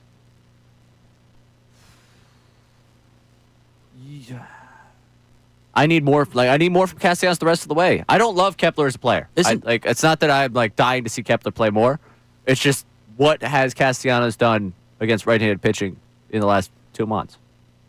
Exactly. That's where I was going with that, because when you go back to as far as July right now, last 2 months, he has not been good against right-handed pitching. That's the reason why we're having to talk about Kepler in the slightest. I'll be interested to see what they do against the left-hander in the playoffs. Kepler's numbers in August weren't bad either. No. Right around the time we all said, why hasn't he been DFA'd? Pretty much post-deadline, he decided he was going to be good at baseball again, which was a really good bit by him. In the good bit, bad bit thing, the good bit for him right there is everyone turns against me, I'm going to show you. The outfield situation for me in left field will be interesting in the postseason against the lefty. I feel like at some point they're going to have to try Marsh against lefties here down the stretch of the season just to see if it works. Just to be like, let's see if he's given himself an opportunity to face lefties. Because I don't know how many of us are sitting here pining, hey, Weston Wilson did have a home run over there. So I don't want to take anything away from Weston Wilson. Chris Sale, right, this weekend? So I believe it was. Yeah, it was Chris Sale. So props where props are due there. I don't know how many of us are signing up for the Weston Wilson experience in the postseason. With all due respect. So they are going to have to, I think, give Marsh at least a try or two to see lefties if they want to make that the postseason everyday lineup. Now, the question would be, they've done it. They've done this platoon thing and it's worked, so they're going to tell me to shut up, but I probably wouldn't go that way. Real quick, I got a nice long text from a friend who's a big Phillies fan, just going through the rotation, since we lined out just our viewpoints on a number of different things here. The rotation, or for the pitching staff in the postseason. Rotation, Sanchez, Luzardo, Suarez, Nola, some combination of those four. If we're talking about a series where they need four, those would be the four. So we've debated what the rotation would be, but I think everyone's established on those four at this point. Yeah, I don't think anyone's going to disagree. I don't believe Taiwan is in that conversation. I'm starting to get concerned that we're going to get the Taiwan fade coming down the stretch here, which, if you look historically at his career, last year doesn't count because it was just tough all year long, but usually he's been solid first half, fade second half. That's just been his way. He's hit that threshold in the last few weeks that someone who was starting the entire season would have hit innings-wise by the time we got to the All-Star break, and I've started to see the signs of regression here, and I think you have as well. After that, in the bullpen circle of trust, Duran, Robertson, Kerkering, Banks, Strahm. Now, a lot of people don't trust Kerkering right now with the way things are going. I understand why you wouldn't trust him, but those guys are all going to be a big part of the bullpen come October. Buehler and both the Walkers are both going to be swing type, they are going to be length out of your bullpen, try to get you a couple innings. Trevino, Lazar, Robert, Meza, those four probably fighting for the last two spots. I don't think anyone's expecting Romano to come back from the injured list and be on that postseason roster, nor should he at this point. I would like to see Meza and one of those right-handers. Trevino probably with the experience over the two of them. Lazar's had good moments this year. But does that sound like a pitching rotation to you? Or I keep saying rotation. Pitching staff to you for the postseason? Where it's those four as your starters, Duran, Robertson, Kerkering, Banks, Strahm is more the leverage guys. Taiwan and Walker Buehler, so both the Walkers end up being length guys out of the bullpen. And then one or two of those other four comprise your entire 13 pitchers in the postseason. Yeah, I would feel pretty comfortable with that going into it. I don't know where the trust level would be after those top-end guys in the bullpen, but I would feel pretty comfortable. Obviously, yeah, you could cite that they're going to miss him. Yeah, that's the obvious at this point. But when you look across the National League, I would still feel pretty comfortable with those four starting, as well as the bullpen where it's at with those high-leverage guys. Do I love it? No. Do I feel fairly comfortable? Yes, because I still believe in a lot of those arms at the back end of it. I would love for Nola to give me a little bit more of a reason to believe. I agree with you there. I mean, he's going to be your fourth starter at that point, I think, especially even in a 3-game series. But at the same time, I would feel pretty comfortable when you look at it as a big picture of those other starting pitchers in the NL and other staffs. All right, real quick. I'm going to sneak this call in because I'm very curious where this call is going. We got Dave from Hershey wants to know my view on beach etiquette. I don't know where this is going. Dave, you're on 97.5 The Fanatic. What's up, Ray? Just want to take a quick break from sports and get a ruling from you on a violation. So more than happy to been going down to Wildwood Crest. Yeah, been going down to Wildwood Crest since I've been a kid. Wife and I got married. We kind of carried on this tradition, go every year. We were just down this past weekend. So if you've ever been down to Wildwoods, there's a lot of beach, right? I mean, it's a haul to the water. Yep. So we walk down. We get as close to the water as we can and still have dry sand on our feet. And it was less crowded here. I guess some of the Jersey schools are back in session, so weren't as many people. So you had a lot of room.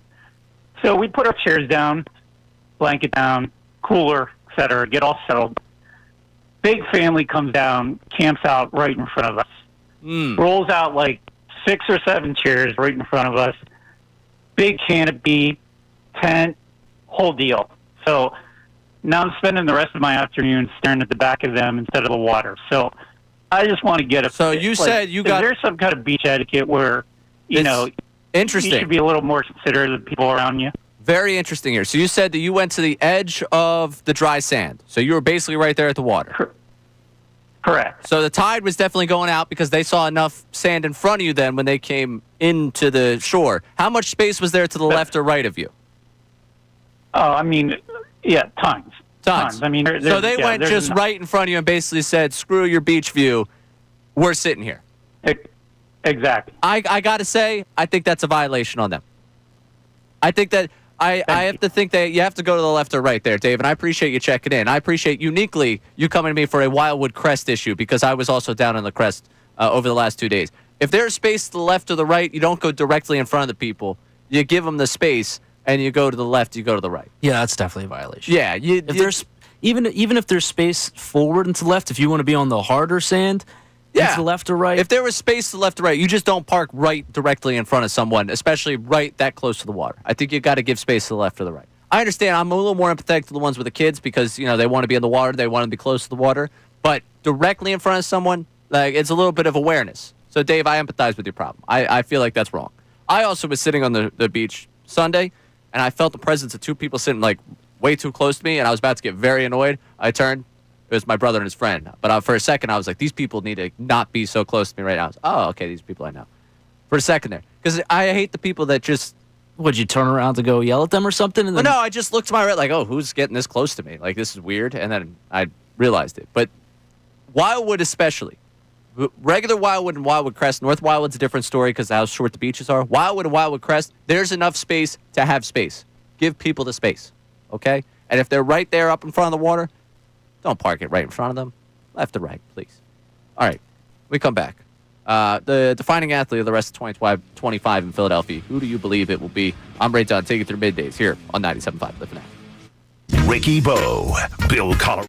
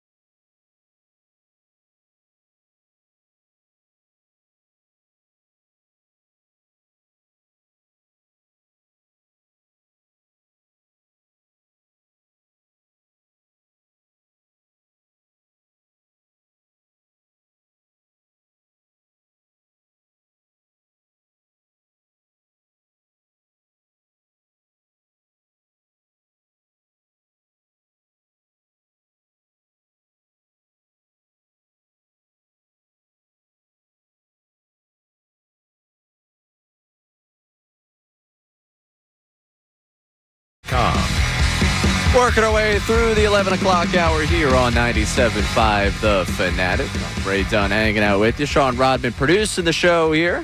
And we got a lot of people chiming in on the conversation that we just had with regards to the beach. Not a single person has defended the family that sat in front of Dave from Hershey, who we appreciate chiming in. You can't do that. The whole big canopy tent, just to sit in front of a couple that's just hanging out there. Very much. Very much. We got a text on this situation, too? Yes, we do. Jasper in Sicklerville checking in says that Wildwood Beach situation sounds the same as when you park your car far from the supermarket entrance so no one will park next to you and someone does anyway. Right. That, we got the men's room example where, you go to the urinal and instead of someone giving you the space between one, They come right next to you. Oh, that's the worst. Especially when there's no one else there. Yeah, well, that's what it sounded like the beach was. I was down there this weekend. I was surprised at how quiet it was down the shore. Really? Yeah, because I was. I was out in Westchester on Friday night. It seemed pretty dead, and then I was up in Jersey City visiting my brother, and it was pretty slow there too. I just felt like everybody was away. I assumed down the shore at that point. Maybe down the crest it was quiet. I mean, the crowd, like I was, that's all. I was out. I went. I had my one night off. Sunday night, I was excited to go out and enjoy an evening out there in North Wildwood. There was a crowd, but it wasn't the biggest crowd I saw all summer. Usually I expect that end of Labor Day, like this is the last night to do something thing, and I didn't feel that energy of the crowd. There were people there for sure. Sure had people there, but it did not feel as packed as it had been before. I just want to quick address something on the YouTube chat. As Neil points something out. We didn't talk about yet. We talked about Mesa. But the Phillies obviously have the roster expanded to 28. DJ AAA makes his way back up to the bigs. Garrett Stubbs. Stubbs, yesterday, I'll say it. In the moment, I was like, oh, pinch running Schwarber for Stubbs. Man, this better score here. This is going to come back to bite you. Don't love this. Immediately they score. It's like, all right, well, Thompson's the manager. You're the moron with the microphone. Good stuff. I do think this is setting the stage for something interesting, where Stubbs is the backup catcher in the postseason and Marshawn isn't. Really? Just think about it. When are they going to start anyone but JT in a postseason game? Well, yes. They're not. No, I agree with you. They're not going to start anyone but JT unless some injury happens, knock on wood. Why not bring up a right-handed bat for this team for September? Why not? Why not? Or if you want to go with the justification of bringing in someone that could be a pinch runner, Rojas is there. The defensive outfield you could get with Rojas, Bader, and Marsh out there. Why wasn't anyone else the 28th man? Oh, well, they've also gone to three catchers for a little. They went last year with three catchers. I believe 2 years ago they did three catchers. This is a guy that's been in this organization, been a part of the postseason runs before. They were not going to cast him aside in this 28-man roster. Why? Like, offensively, what more are you getting from Marshawn than you've gotten from Stubbs? You haven't. No, offensively, not much. No. Stubbs gives you the pinch runner possibility, and it gives you the playlist. And as much as we want to make jokes about the playlist and about the vibes and all those things, they valued it enough to say, you know what, we don't need another right-handed bat. You know what, we don't need another outfielder on this team. We need the third catcher. Do they have to make a new playlist now? How does that work? I don't know. The Armentani brothers, the ones that made the mix for him, the group of DJs, we've gone back on Twitter a few times. Maybe I'll shoot them a question. Ask them if, hey, what's the mix look like? Do we have a new mix coming? I'll shoot them a message. They're a friend of the program. We got friends out there. Friend of the program, Casey Keeler, want to know. Good Temple football, the big win over the weekend. Big win. Yeah. So we got friends out there. We'll send out a little notice. I want to ask you this question. As we look towards the end of this year, summer's over. We all accept that. Football's coming this week. We got a baseball stretch run. Winter sports will pick up before the end of the calendar year. Who will be the defining athlete from this moment until December 31st of 2025 for Philadelphia? Philadelphia sports scene. We can't tell the story of the rest of the Philadelphia sports calendar without this athlete. Who will that athlete be? Who will it be? I mean, right now I have to go with Kyle Schwarber. Okay. I think that's the obvious answer. Do I think that's the right answer? Maybe not, because I think there is going to be some recency bias at that aspect once you get to the later end of the calendar year, and it could be an Eagle at that point. But right now, I think it's no-brainer Kyle Schwarber, who has just put up monster numbers this year, leads the league right now in RBIs. I think that, especially because he is a free agent coming up too, that could give him... Oh, that's really good by you. I think that could give him that, signs, and as soon as either the season ends, he's signed in maybe December. He's going to be the most talked about athlete by the end of the season, come the end of 2025, I should say, if he's not signed right away after whenever the season ends. That's really good by you. I don't think anyone's picking an Eagle yet because the postseason is going to be how we remember this season. And if we don't remember it for the postseason, then a lot went wrong, and there's a defining player this year that we have not yet established. I was going to go Turner, but the Schwarber free agency following the run makes him a storyline that goes well beyond this season. I was going Turner for the strict point of I don't think this team goes anywhere without Turner turning it on in the postseason. Like we had the whole conversation a couple weeks ago about Harper and Turner have to go at the same time and how they haven't really as teammates. Very compelling work by you right there on Kyle Schwarber. So compelling to the point where I think the score is now 3-1. I do still have a 2-point lead. I think it's 2-2 right now, if anything. In this, no. In this around the horn scoring where I'm the scorer, it's 3-1 me. But that was a solid point by you. I got to give you credit. Schwarber might just be the defining one the rest of the way. I'm curious for you. Who do you think defines the Philadelphia sports scene the rest of the way in 2025? You get in on that 610-632-0975. Coming up at noon. It's the NFL Notes at noon. Sean Robin. Don't disappoint. Also, Nick Sirianni at 12:05, we think. We'll carry the presser live for you right here on The Fanatic. Now, on 97.5 The Fanatic Sports Update. Phils come from behind. I'm Sean Rodman, and the Phils come from behind not once but twice to two different 4-run deficits, then gave it up a 2-run lead, all to win it by 2 runs in the top of the 9th inning. The team is off today before the 3-game series with the Brewers resumes tomorrow night. Over the weekend, Phils added Walker Buehler to a minor league deal and is expected to be called up in a little over a week. And the Phils claimed left-handed reliever Tim Meza from the Pirates. He pitched a clean inning yesterday in his Phillies debut. We are just 2 days away from the banner being unveiled at Lincoln Financial Field for the Super Bowl champs. Landon Dickerson and Tanner McKee did not practice yesterday. One thing to note, Dickerson's injury is listed as his back, not as his surgically repaired knee. Drew Makuba and Josh Uche were limited yesterday. Jalen Carter was on the injury report with a shoulder injury, but was a full participant. Nick Sirriani is scheduled to speak to the media at 12:05. We'll carry that live once he comes to us right here on 97.5 The Fanatic. And Saquon Barkley was named the #1 player in the NFL Top 100 for last season by his peers. This update is brought to you by Allstate. Some people just know you could save money on car insurance by checking Allstate first. So, what are you waiting for? Check Allstate first for a quote today. You're in good hands with Allstate. I'm Sean Rodman on the home of the best birds coverage, 97.5 The Fanatic and 97.5thefanatic.com.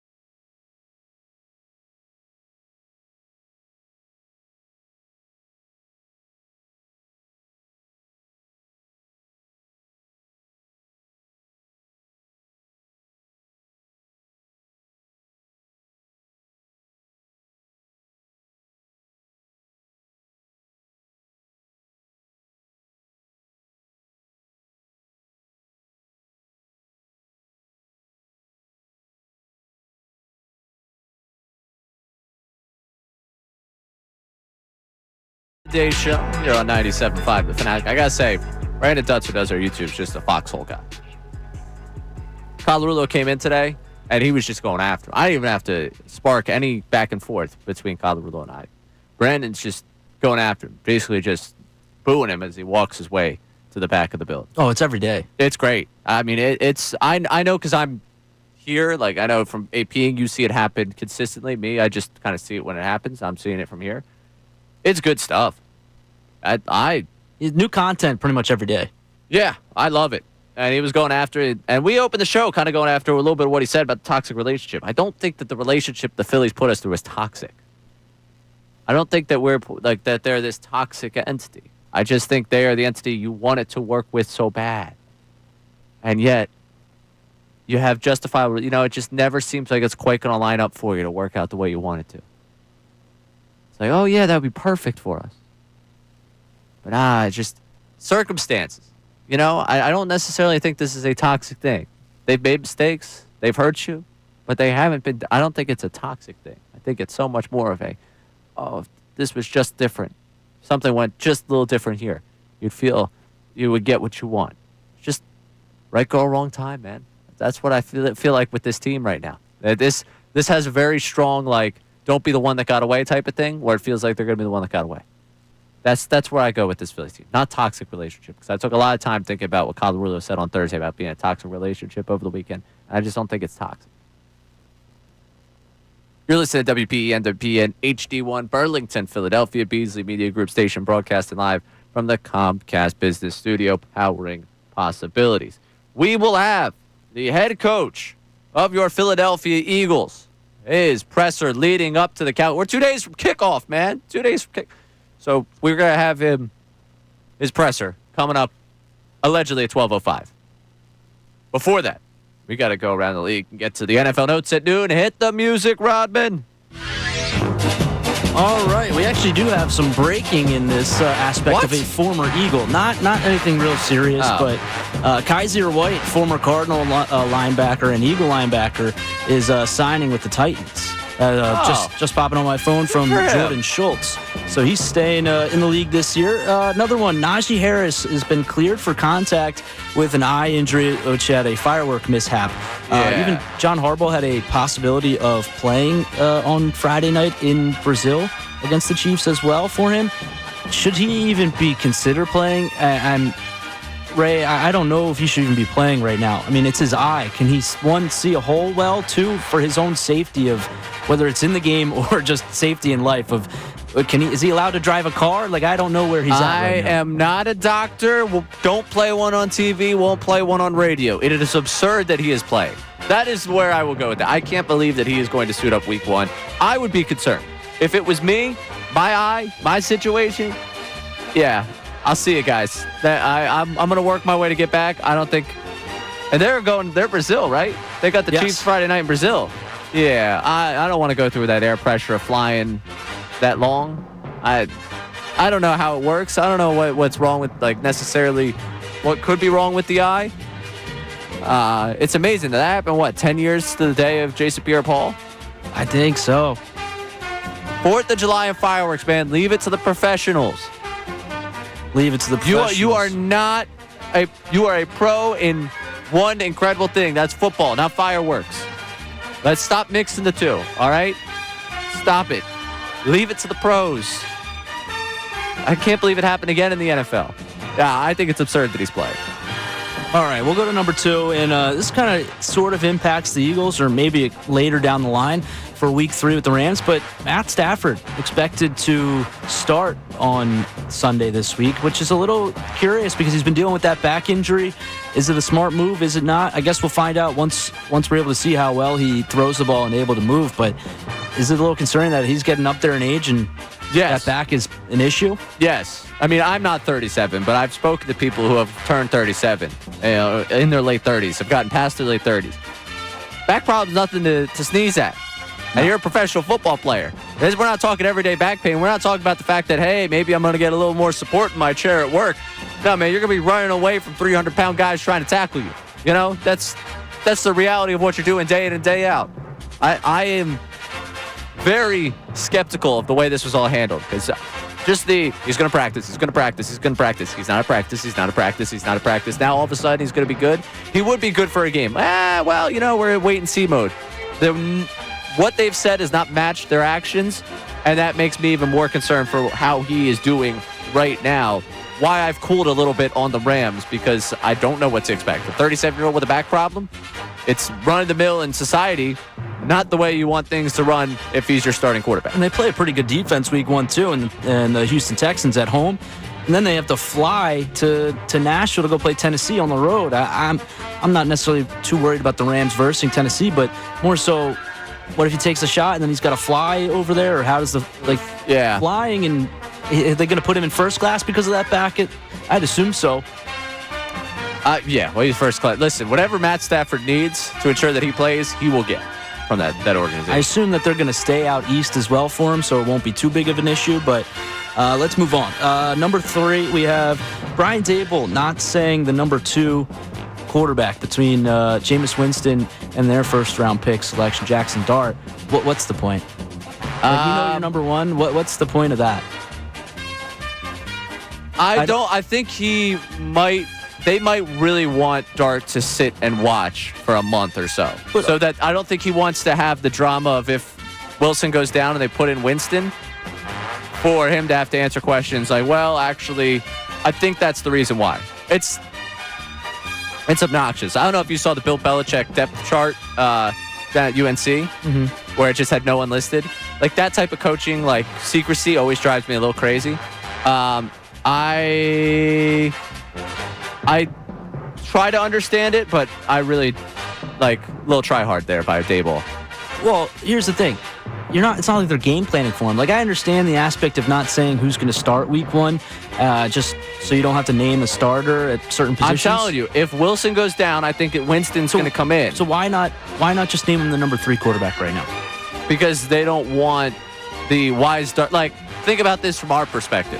Are they worried about the media? I think they're part of it. I think there's a little we don't want to answer questions about this. Isn't that a little bit more of a weak mentality though?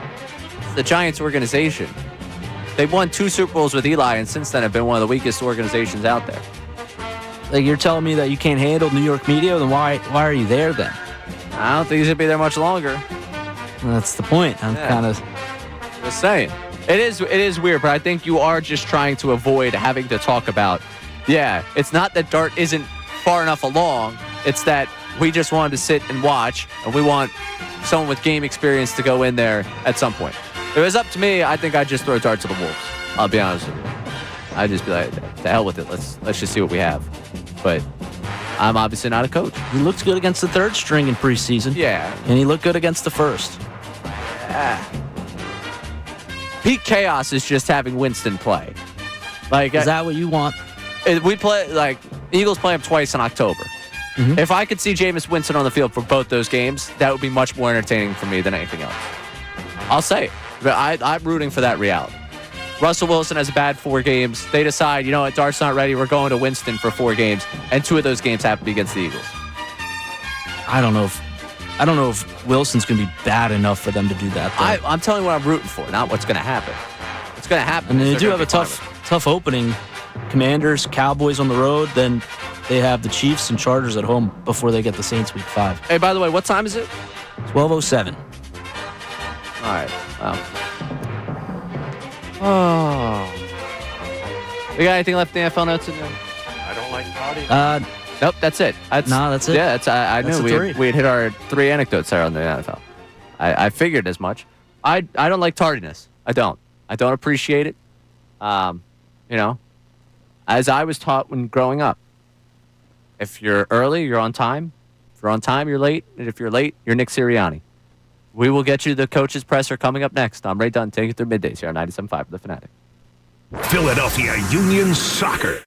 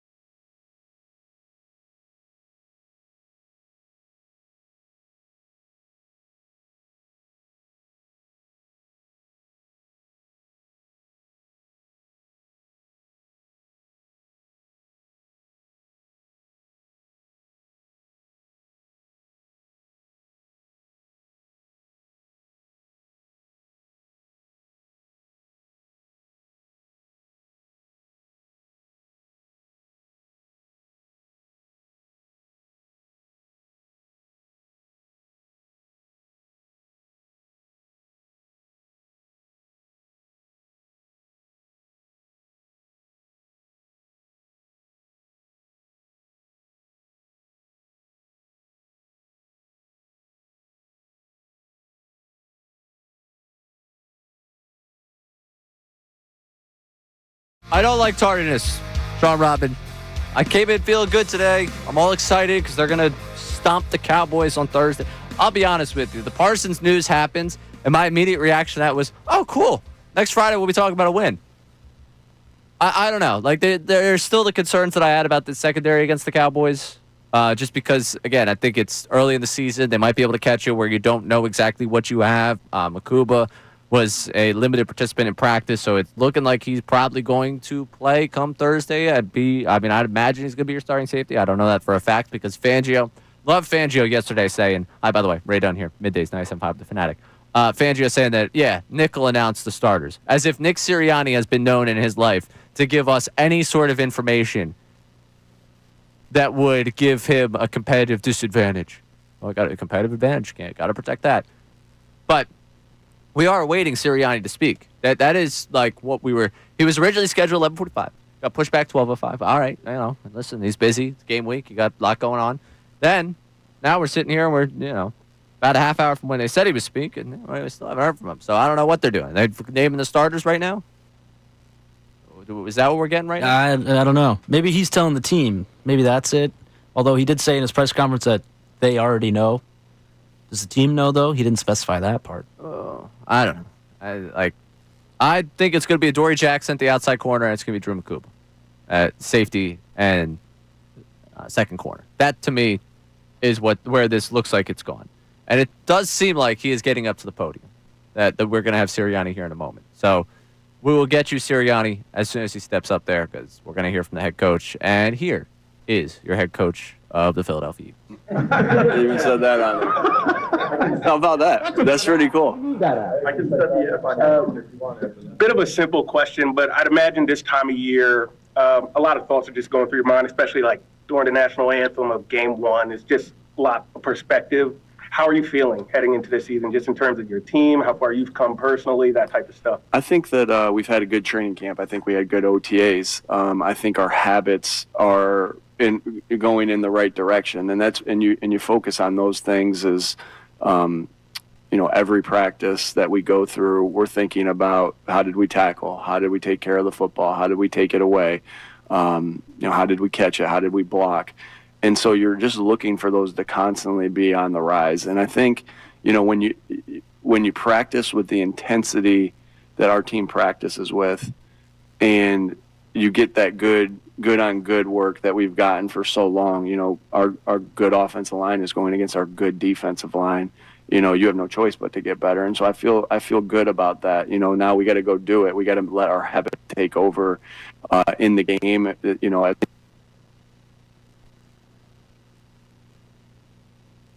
All right, Sirianni. Well, we got him for a second there. I don't know what happened there. Got to let our habits take over. We got to do all the, cliche thing to start the press conference here from Sirianni. I don't know really what we're going to get out of him today. Looking forward to hearing what he might have to say about any of the starters. I don't think they're going to get much out of him. The one thing that I do hope we get out of this is a little more mentality talk, which is coming up now. You have no choice but to get better. And so I feel good about that. Now we got to go do it. We got to let our habits take over in the game. As coaches, we got to let our habits take over in the game as players. But I feel good about where we are right now. And this will be a really good test against a really good opponent. Speaking of habits, I asked Jalen about how you've emphasized habits, and said you've had a habit of saying contribution over credit. Mm-hmm. Where did that originate, and why was that something you wanted to get across? I think you're just constantly trying to think of new ways to say different, the same thing. If I say you can't be great without the greatness of others for an entire year, again, that feels repetitive. So it's just another way of saying that, really. Is we're looking for contributions on it from everybody, and you need everyone's contribution. You need it's really at the end of the day, it's the same thing of saying you can't be great without the greatness of others. Contribution over credit, because if we get the contributions from everybody that we talked about, their roles and what they need to do, and then their elevated roles if they need to step into an elevated role, good things will happen. And so That only happens though with your habits of are you getting better every single day. Did Landon's back injury happen in between Sunday and Monday's practice, or was that pre-existing? Yeah, I'm not gonna get into when that happened or anything like that. The knee not being listed mean that otherwise he is cleared? Yeah, we only list the things on the injury report that would limit them in practice. Nick, are there, to follow up on Brooks's question, are there certain positions where with those players you might have to talk to them more about that kind of, more individualized position, for instance, wide receiver, something like that, where you have to drive that point home more? I think the most important thing that we do is just make sure that the job description is very clear, so there's no, and everything. I take a lot of pride that in here that they leave this team meeting and there's no question of what's required for me. I want them to play tough, detailed together, and they know exactly what that vision looks like. And it's the same thing with the when we talk. I'm assuming you're asking me about the roles and the contribution and that portion of it. And it's the same thing there. Again, for instance, it's hard to say that. Mike, that like one position is more emphasized than the other. Now, you're just being honest with every person and everybody right there about what the expectation is. So there's not a a guess on it, right? Hey, we've had this role in the past. Like we need you as a wide receiver. Might look what we ask Darius Cooper is going to look a little bit different than when we ask AJ Brown to do. But it's just being, upfront with that and say, Coop, when you get your opportunities, to touch the football, you got to make it count. You're going to have to do some of this dirty work, that's so necessary for a football team. So everybody's explanation or job description is based off of them uniquely. And I wouldn't say I spend more time on one than the other. It's just whatever it is for that person. Did I answer your question? Look, wide receivers are going to judge themselves at some level by how often they get the ball thrown to them and how many catches they get. I think what you just said is important. I think what the outside world does sometimes is factor the person's stats. I'm not interested in that. I'm interested in what everybody needs to do to help this football team win. When you get influenced by the outside world of what they think success is or what they think is impactful for that position, that's my point. Like contribution, we need your contribution. I don't need your contribution to have 27 catches in 2 games or whatever. I need your contribution to be this, and that's a team. And so I think that's really important too, that we don't get caught up on our job as a football team and as players and as coaches is to win every game. And I've talked about this, with Jalen. Like, Jalen, I love how selfless he is, right? He's been so efficient as a quarterback, taking care of the football, efficient of going where the right place with the football. And then there's judgment on the outside of, well, he didn't throw for this many yards or didn't throw for this many touchdowns. I don't care. He was efficient with the football, and he did everything he needed to do for us to win the game. That doesn't just apply with your star football player and Jalen Hurts. That also applies for the rest of the team. A couple more? You guys are those watching believe that there's a new play caller and a new OC? Yeah, we'll see. We'll see. Nick said that he was going to leave it up to you to announce the starters at corner and safety. So. You'll see when we get to that. Yeah, I just don't think it's I don't think it's.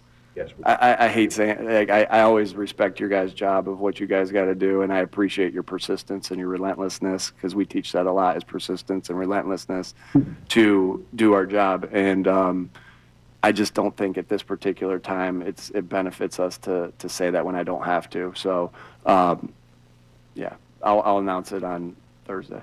You guys had emphasized, you're moving on from last year. The last banner night in 2018, it's famous that the fans booed the Eagles at halftime because they weren't happy with the way things were going, albeit it was banner night. How do you feel about the fact that even though it is banner night for you guys, the fans will still have the standard of performing and winning at a high level? Yeah, I didn't know it was banner night. We won't be out for that. Last one, guys. With Joe, this offseason and this summer? I think he's been so consistent. And, for my 5th year here, that's why he continues to get better, because of his consistency. So I just appreciate that from him. All right. All right. It was a press conference. I got more out of it than I thought I would. Not necessarily anything about how they're going to play on the field, because, by the way, Vic Fangio saying that Sirriani was going to tell you who the starters were, we all knew that wasn't going to happen. But he appreciates the persistence of the reporters. That's something they teach there inside of NovaCare. Dog mentality. I'm sorry. Listen, I love the mindset they have of taking last year, putting it aside, and continue. I said some of these guys I don't think celebrated enough. Now, Saquon, Cooper DeJean, I think I saw a lot of them this offseason. I think they enjoyed it. But Hurts, A.J. Brown, some of these guys I don't think celebrated nearly enough of it. But they've moved on, and they're ready for another season.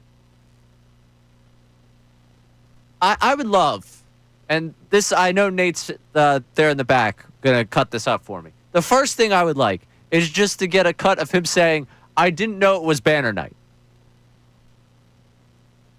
Come on. It's like Tommy Tough Guy right there. Like, oh, they're going to raise a banner for us? I had no idea. What? How long you been involved with this sport? You won a championship. It's the first home game after you won a championship. Come on. We're not going to be out there for that. That's fine. I don't need you to be out there for it, but I didn't realize it was banner night. It's a little silly. It's more just me listening to it and laughing at it than being actually, mad at the guy. Because how can I be mad at the guy that won a Super Bowl and is just saying that he's not going to be out there to celebrate? It's just hilarious. Oh, you know it was banner night. All right, tough guy. You knew it was banner night. We all knew it was banner night. That's how this thing works. All right. There was one question in there coming back. One line of questioning that piqued my interest. I'll break that down for you. That was Nick Sirianni, the head coach of the Philadelphia Eagles. I'm Ray Dunn, taking through middays right here on 97.5 The Fanatic. Now on 97.5 The Fanatic Sports Update. Phillies come from behind win. I'm Sean Rodman, and this is your Fanatic Sports Update. Phillies come from behind an early 4-run deficit, not once but twice, to give up, and then gave up a 2-run lead, all to win it in the end. The team is off today before the 3-game series with the Brewers, which resumes tomorrow night. Over the weekend, the Phillies added Walker Buehler to a minor league deal. He expects to be called up in a little over a week. And the Phillies claimed left-handed reliever Tim Meza from the Pirates. He pitched a clean inning yesterday for the Phils in his debut as a Philly. And we're just 2 days away from banner night, in case anyone else didn't know. Landon Dickerson and Tanner McKee missed practice yesterday. One thing to know with Dickerson is his injury is listed as his back, not his surgically repaired knee. Sirianni did say that Dickerson has been cleared in regards to his back. He did not clarify when the back injury occurred. Nick Sirianni just spoke, and in case you missed that, we will have that podcasted on 975thefanatic.com. This update is brought to you by Discover. Do you know what's accepted at 99% of places that take credit cards nationwide? If you guessed Discover, you guessed right, based on the February 2024 Nielsen report. I'm Sean Rodman on the home of the best birds coverage, 97.5 The Fanatic and 97.5thefanatic.com. Fill it.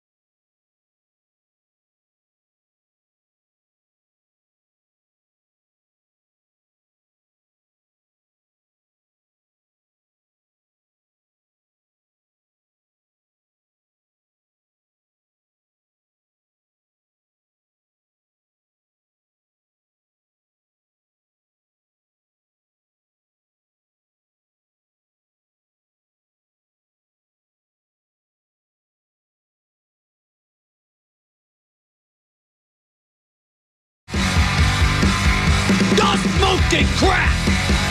Dog mentality. I'm the dumbest coach in the world.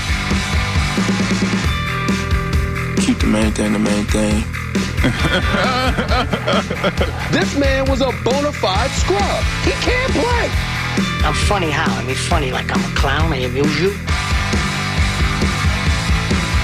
That's not true. Oh, good for you. This point in my life, I'm going to have fun alone. Get excited. Are you kidding me? For Pete's sakes. I don't like partying. Let me take a lead out kick. All right, you're listening to Middays on 97.5 The Fanatic. Ray, I guess, decided to take a little bit longer of a coffee break there before we can, go over this Nick Sirriani press conference with Ray. And as he's walking in, I guess he doesn't like tardiness. We had a text on that too, and look at him I coming take back after a my little bit Super Bowl late. winning head coach. Leave me alone. You know, we got a text on that as well. All right, Someone coming at you for that. This texter saying, why do you have to keep going after Sirianni if he got us a Super Bowl, even if he's late? Because I don't know what this texter goes through in life, but do you know anyone who's perfect? Sirianni's not a perfect person. I could point out the fact he's got a flaw here. I would hope that even if I don't know what I could do for you guys that would be akin to a Super Bowl, but if I could do something like that for you, something great, and yet I kept showing up late, for example, like this, back from a break, you would point that out. And yeah, I want to apologize. I was getting the coffee. That is on me. Ran to Chuck D'Amico. The guy hired me. All right? The guy gave me my shot in radio. If I can't give him 2 minutes of my time, what am I doing here? The internal clock was going off, though. I could feel it in my head. I was like, oh, man, I'm going to be late back from this break. Ran to Shuker in the hallway, and I was like, I'm definitely walking in late, aren't I? I thought maybe the producer would toss like a little extra time into that break and be like, oh, look, just a long break for us. But, hey, listen, you hold me honest because I was in that seat, and I was always very, very clear when the host was not back from break on time to make one of those coffee runs. I always did the same thing. So I can't be upset with you. I can only say I respect the hustle on that one in making me look bad. Well, I had to. I mean, you go for a coffee run, you come back, you talked about Nick Sirianni being late. I mean, yeah, no, it's a tough look. It's a tough look. It's a tough look. It really is. Accountability over here. After the last hour, all I've done is make sense of the fact that, or make fun of the fact that Sirianni's late. To be late coming back from the Sirianni presser is irony.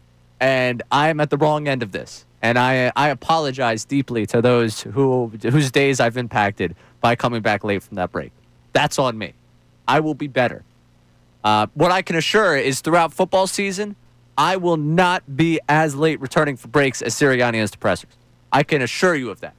There is a standard that is set here that I will meet. Wait, so is this not football season to you or something? You still, summer ended. You just claim that this is, I know. This is the fall. But I'm saying throughout football season, which has begun, throughout football season, I will be back from break more on time than Sirianni is on time to his pressers. And we got 25,000 breaks that I have to be back on time for. He's got like 3 pressers a week he has to be on time for. And I can guarantee you the numbers of times that he's late versus number of times I'm late, I will win. And what, this is a competition now? Yeah, it is. I feel like there's a lack of accountability being had here now. That you're just trying to put it off that you'll be better than him the rest of the year. Well, maybe he should raise his standard. All right? What, to being on time? If it's a competition, beat me in the competition. You've got, you don't have 1-0 Well, he made lead the switch, so we'll have to let him know that he's winning right now. I do know he was late today as well. The YouTube chat is so amused by the fact that we have to walk to get coffee. Where's the coffee machine? It's all the way down MMR.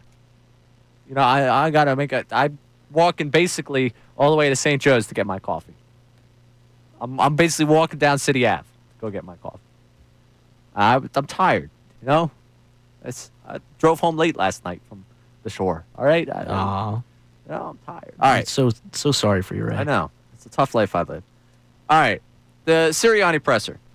I loved the line of questioning about whether or not there's a position that you have to really preach the idea of contribution over credit, because contribution over credit is Sirianni's new catchphrase for this year.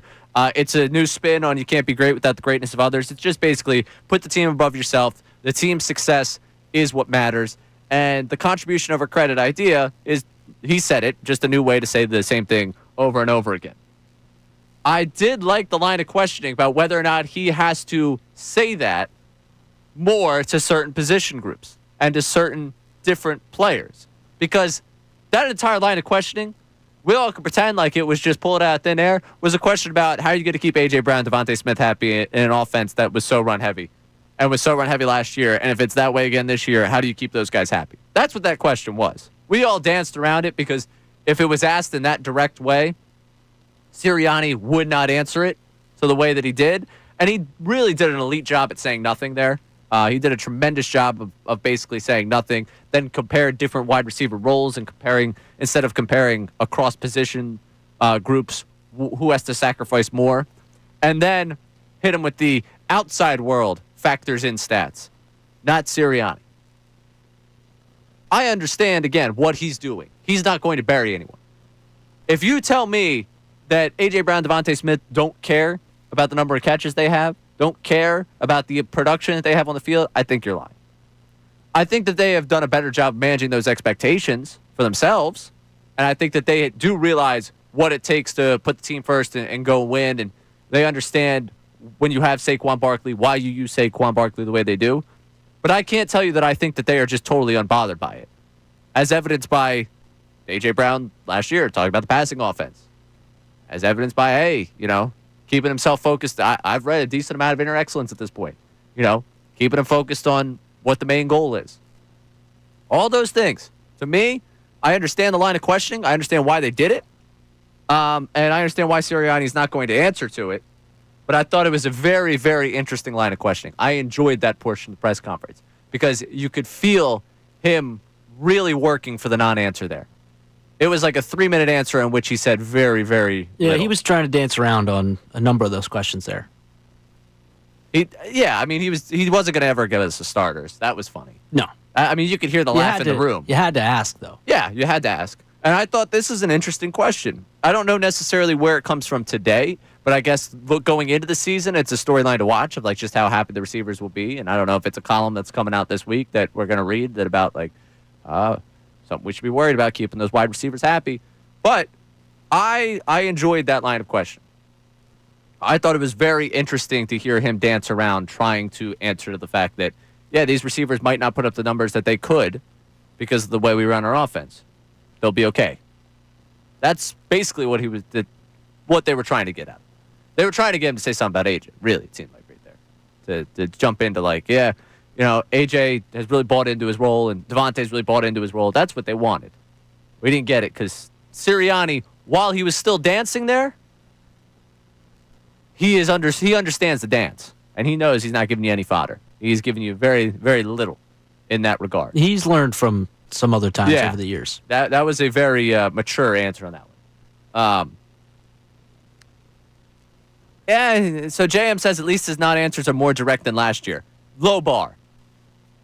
That wasn't a 5-minute filibuster, but it was like a 2-minute filibuster where he kind of danced around it. He didn't give anything about the starters. And I'm sorry, I asked Nate to pull this. We're going to add this at some point. I just need to hear him say that he didn't know it was banner night again. It's going to make for a great TikTok hype video for people. After the game, he said it was so cool. He didn't know it was banner night. And then they unveiled the banner, and then they kicked the crap out of the Cowboys. That I could see the fan enjoying that one. Me sitting here, I just laugh and say, come on, dude. I'm trying to play tough guy here. You knew it was banner night. I knew it was banner night. Come on. Also, Landon Dickerson, another electric non-answer there about not getting into injuries. But it looks like the knee's okay. Now he's dealing with a back problem. Health of that offensive line going to be quite interesting. Quite interesting. But it seems like he's going to, I guess, I would assume that we see him out there. But I don't know. Listed as a back injury instead of the knee injury. Something quite interesting from that presser. So, yeah, I agree with Jam. It's improvement from Sirianni. Not a 5-minute filibuster, just a 2-minute filibuster for you. I want to get into something coming up. We're going to play the banner night thing for you coming up. But the Inquirer listed out the 5 defining games the Eagles season. It's impossible to narrow it down to 5. I'm reading this like, oh, you forgot about this game, you forgot about that game, you forgot about this game. It's a damn tough schedule. We will try to narrow it down to 5 coming up next. I'm Ray Dunn, taking you through middays right here, 97.5 The Fanatic. Now, a Birds Insider update on 97.5 The Fanatic and 97.5thefanatic.com. We are just 2 days away from the banner reveal. I'm Sean Rodman, and yes, the banner will be revealed on opening night of Eagles versus Cowboys, which is almost here. The first injury report came out yesterday. Landon Dickerson and Tanner McKee did not participate in practice yesterday. Dickerson injured his back apparently at some point. Nick Sirriani said that a knee has been cleared, but did not comment on when he suffered that back injury. McKee is still listed as a thumb injury he hurt in training camp a few weeks ago, and if he is unable to go, Sam Howell will be Hurts' backup on Thursday night. Drew Makuba and Josh Uche were limited at practice yesterday as well. Jalen Carter was on the injury report, but he's a full participant. Eagles are scheduled to practice at 12:50 today, and in case you missed Nick Sirianni a couple minutes ago, you'll be able to listen to that on 97.5thefanatic.com. One notable name, the Cowboys injury report, is Trevon Diggs. He was a full participant at yesterday's practice. I know earlier in the week that Coach Stottenheimer had said that there's no update on him at that point, but he did practice in full yesterday, leading up to Thursday night's game. I'm Sean Rodman on the home of the best Birds coverage, 97.5 The Fanatic and 97.5thefanatic.com.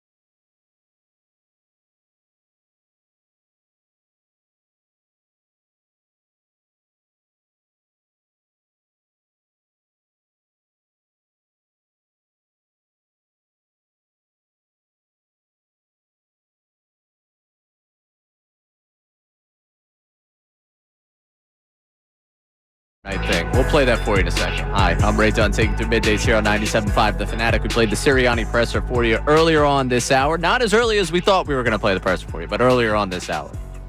I can imagine that one texter just so annoyed by me. Why you keep going after Sirriani? Won a Super Bowl, man. Thank you for the Super Bowl. Just show up on time. That's all I'm asking. On time for your presser. And then don't lie to us on this one. Like, lie to us. You can lie to us about certain things. But I didn't know it was banner night. Can I hear this? Can I just hear this? I didn't know it was banner night. We won't be out for that. Perfectly fine not to go out there for the banner night. Perfectly fine. But I have a tough time believing that guy walks through the NovaCare complex and not once has it been mentioned that on opening night after they won the Super Bowl that the banner's going to be put up. That's the comical part about this whole thing. It's not actually a criticism of him. He wants to move on from last season, not have them out there for the banner. That's great. Good for them. Props to you. Go ahead. That's how you want to deal with it. I just think it's funny. I feel like I'm being lied to, that somehow, some way, he's walked around for the last, how many months it's been since they won the Super Bowl? 6 months. And no one's been like, oh, man, so banner's going to drop on opening night. Come on. Okay, we got the schedule in May. So the last 3 months. No one's been like, hey, man, that first home game, by the way, banner's going down. You're going to be able to see the banner.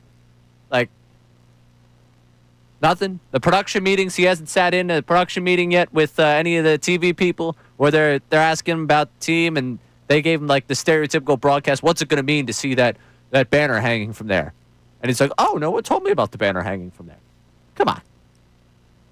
I mean, even if no one told you that where the banner would be hanging from, he has to know that it will be revealed. Has he watched an NFL opener ever?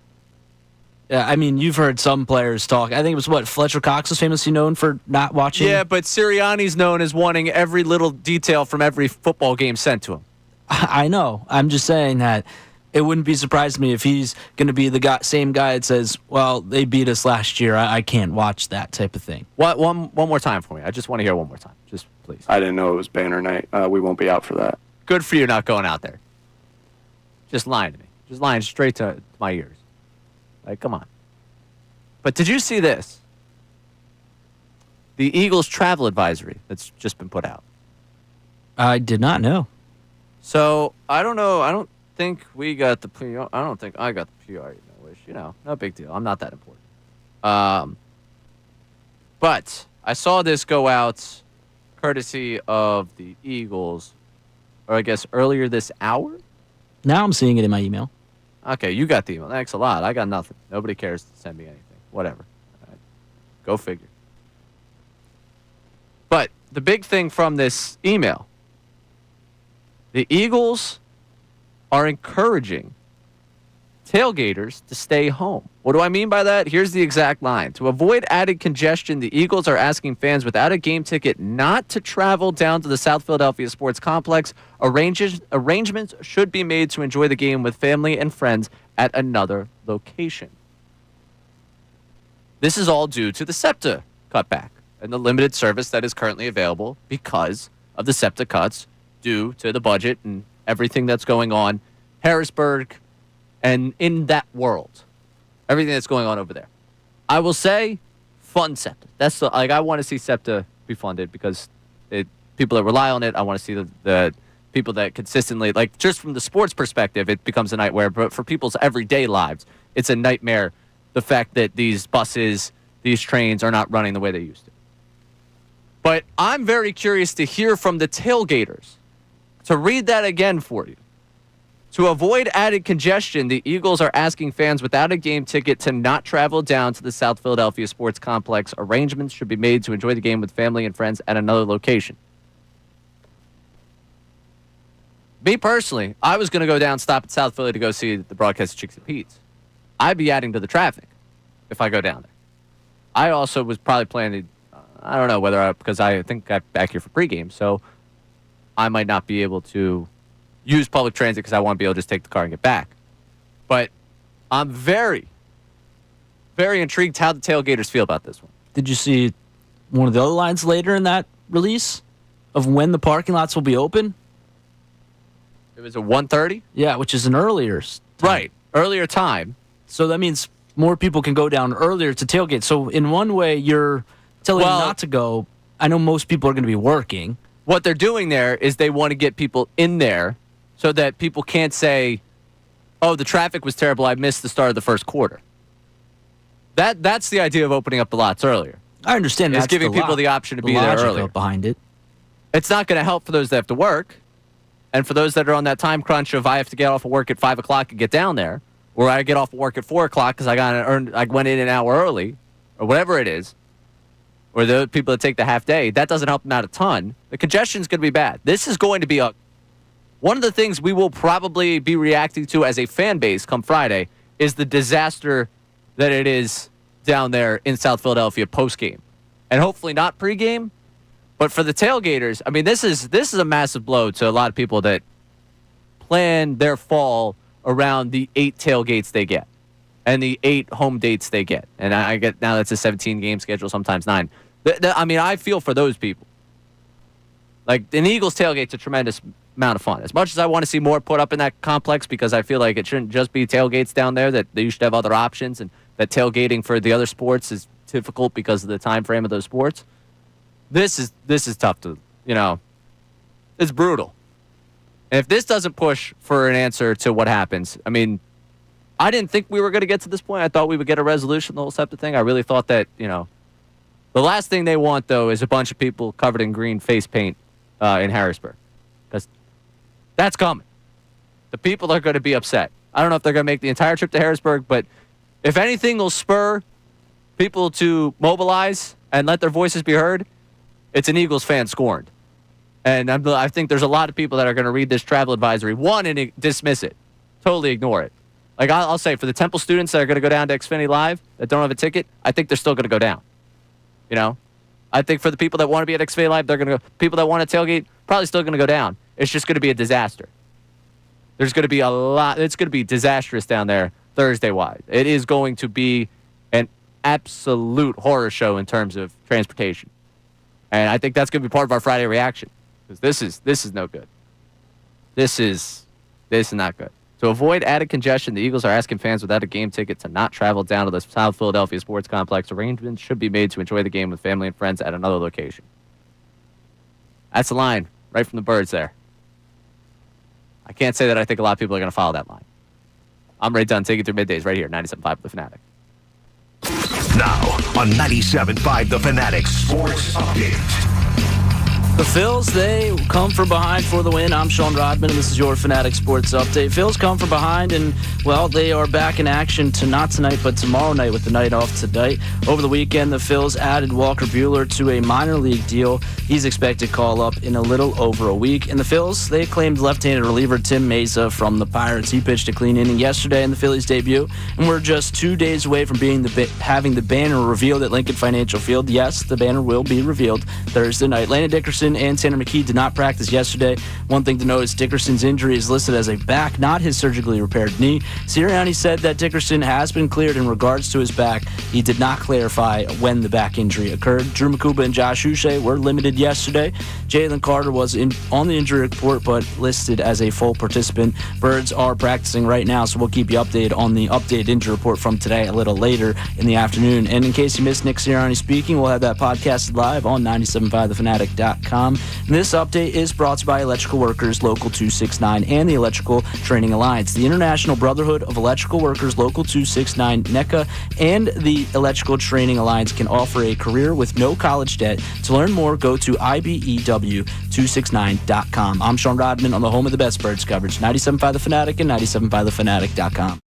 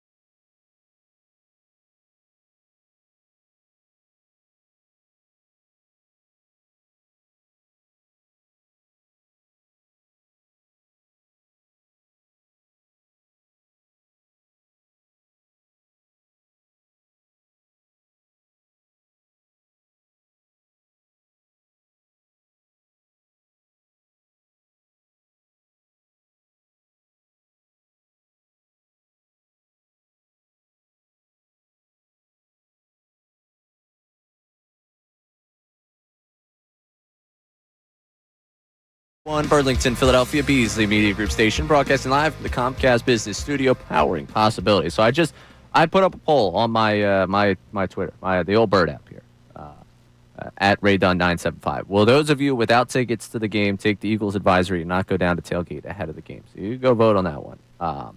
Early on, very early on, as in we are hardly any votes into it. Oh my gosh, Ricky Bo's fired up. He's here jumping around. Good to see Ricky. I haven't seen Ricky, feels like forever. But the votes early on, people are going to be tailgating. And that's the thing. The Eagles can send out this advisory not to go. People are still going to go tailgate. It's still going to be an absolute chaotic scene down there transportation-wise. I am worried about this. We got Derek O'Neill checking in on the old Bird app as well. If they want to limit the tailgaters, they should require your ticket or game pass at the parking lot entry. All of them. Maybe. So are they going to have security guards out in front of the parking lots? Like, hey, show me your game ticket?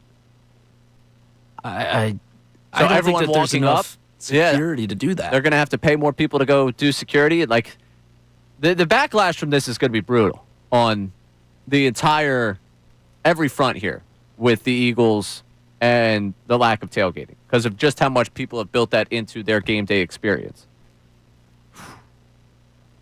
I'm telling you, people should already be upset with just the fact that there's people that can't get to their jobs, that can't get to school, with all these cuts.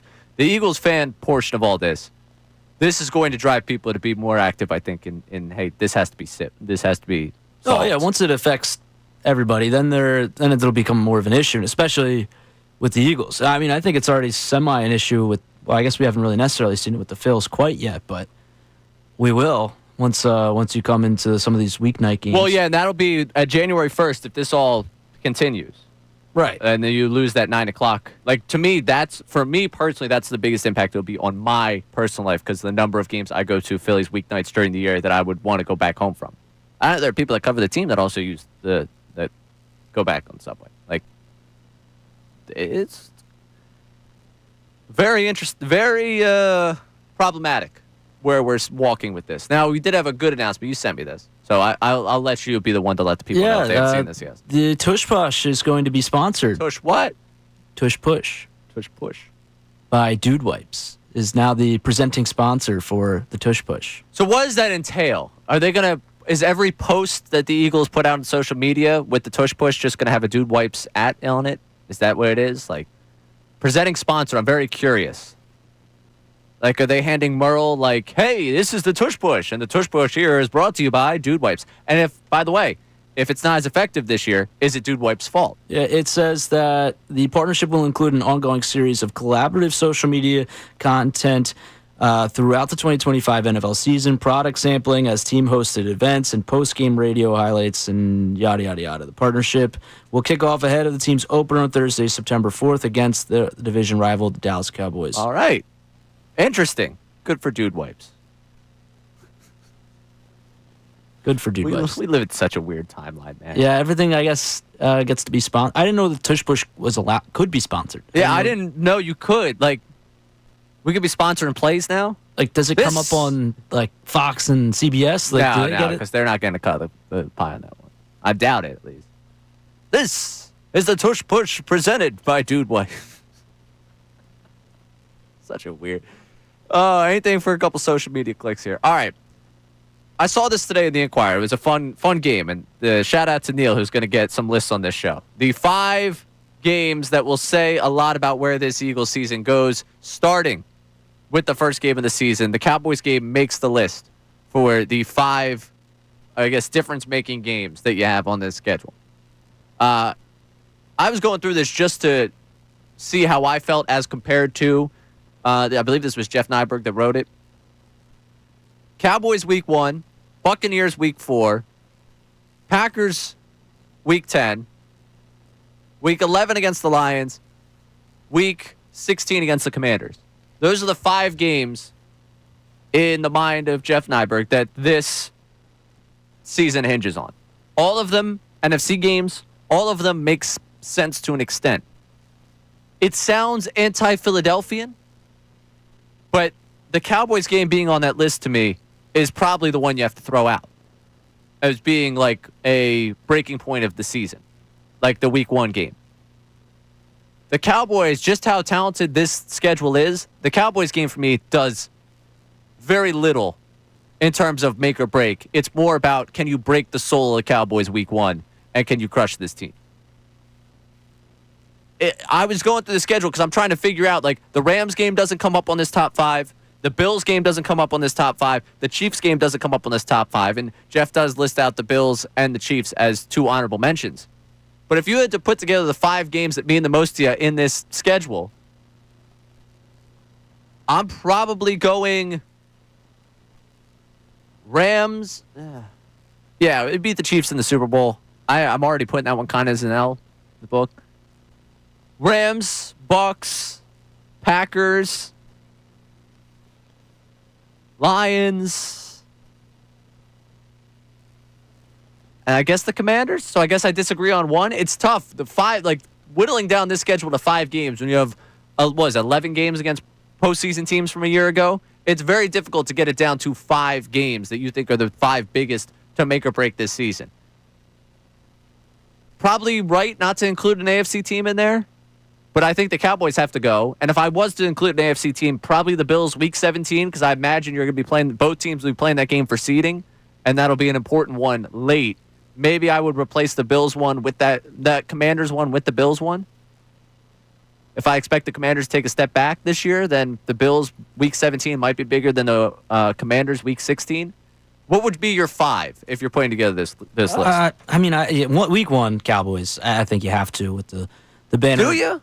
I mean, I do. You get to open up the season against the division rival that was injured last year a ton, and I think that when do they see him again? Week 12, you're coming off of 2 really good wins, or not wins, but 2 really good teams before, so I kind of think it's a little bit lesser at that point. To me, I think the Lions and Packers are also in there. When you put the Packers, well, 1, you beat them in the playoffs. 2, you didn't get to see the Lions last year. Washington week 16, I think, is in there. And same with the Bills. Because, I mean, if you think about I know you had the Rams in there. The Rams, to me, like, you beat them in the NFC Championship game, or I'm sorry, the divisional round game, I should say. You beat them. It wasn't that far off of a score because they did have an attempt late in the game, but at the same time, that game did feel in hand for most of it, I would say. With Barkley running however he wanted to. It wasn't too really until like the last couple drives you started to get a little worried, I felt. Yeah, it was snowing and I was still sweating. It was a close ending there. Well, close ending, yeah. I'm just meant like the first 3 quarters you felt still confident. It wasn't like it was a blowout, but you felt confident that they were going to be able to win. Yeah. Still. I don't know. The Rams, I also... You're anti-Rams. I actually think that they are one of the top teams in the NFC. Prior to that, what the Packers did recently, I would have put them first. All right. So you have the Rams out of this. Your top 5 most important games of this season. I think you have to put the division games in there. Okay, so you have both the Commanders and the Cowboys game in there. I also think it's also because it's week 3 that it hurts. The 5th team I didn't even mention, but I think the Bills. Okay, so that's a potential Super Bowl matchup. Let's go down the line here. You go Cowboys to open. Bucks, Packers. No, Lions, Packers. Okay, Commanders. Packers, Lions, Commanders, Bills. All right. So for me, the Cowboys to me now. If you want, if you know what, yeah, I'll take the Rams out. I'll start with the Bucks. I'll start with the Bucks here. We'll go down the path here. The Packers, Lions, Commanders, Bills. That'll be because I want to fit the Bills into this conversation, and I think the Bills ends up probably being more important. I don't know, seeding wise, could the Rams end up stacking wins? Yeah, seeding wise, when you look at it towards the end of the season, but I think a week 3 matchup is tough to put when you have a potential Super Bowl matchup in week 17, or at least maybe not even Super Bowl. You could have a potential just 2 really good teams that are fighting for seeding at that point. Maybe they both make the Super Bowl, maybe they don't. Then you have a Commanders game that could potentially be on the line for the division at that point. because we still expect the Commanders to be the second team as of right now over the Cowboys. Cowboys, I'm putting them into it just because it's week 1. It's the banner. You get to rub it in the Cowboys' faces. And you know what? You start the season off strong. This is how we're making the ruling here. This is how I'm going with my top 5. I think the Packers are winning the North. Thus, for seeding, that Packers game is incredibly important.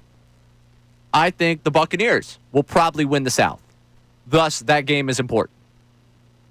I think the Commanders are your biggest battle in the division. Therefore, that game is important. I am going to say, since I don't believe the Lions are going to win the North, that I'll put the Rams game on there over the Lions. Call me crazy, but that's where I'm fitting the Rams in the list. Rams, Bucks, Packers, Commanders, Bills. That's my top 5 games of the year. The Cowboys thing, I'll have fun on Thursday night, but in terms of what it means for the postseason and where this team wants to go, it's not on my radar. That's how I'm going with my top 5. Rodman, I'm glad we could clear this one up. Top 5 most important games of the season. Rams, Bucks, Packers, Commanders of Week 16, and Week 17 against the Bills. That's my top 5. You crystallized this for me. Thank you. You're welcome. I appreciate you I'm helping me glad I out could with help this. I mean, you're doing a tremendous job helping me on this one. And you know what we did? Because I was trying to figure that out, we went right past the Rodman Report. So coming up next, we will get to the Rodman Report. This is Middays, 97.5 The Fanatic. Do you feel unfulfilled? Do your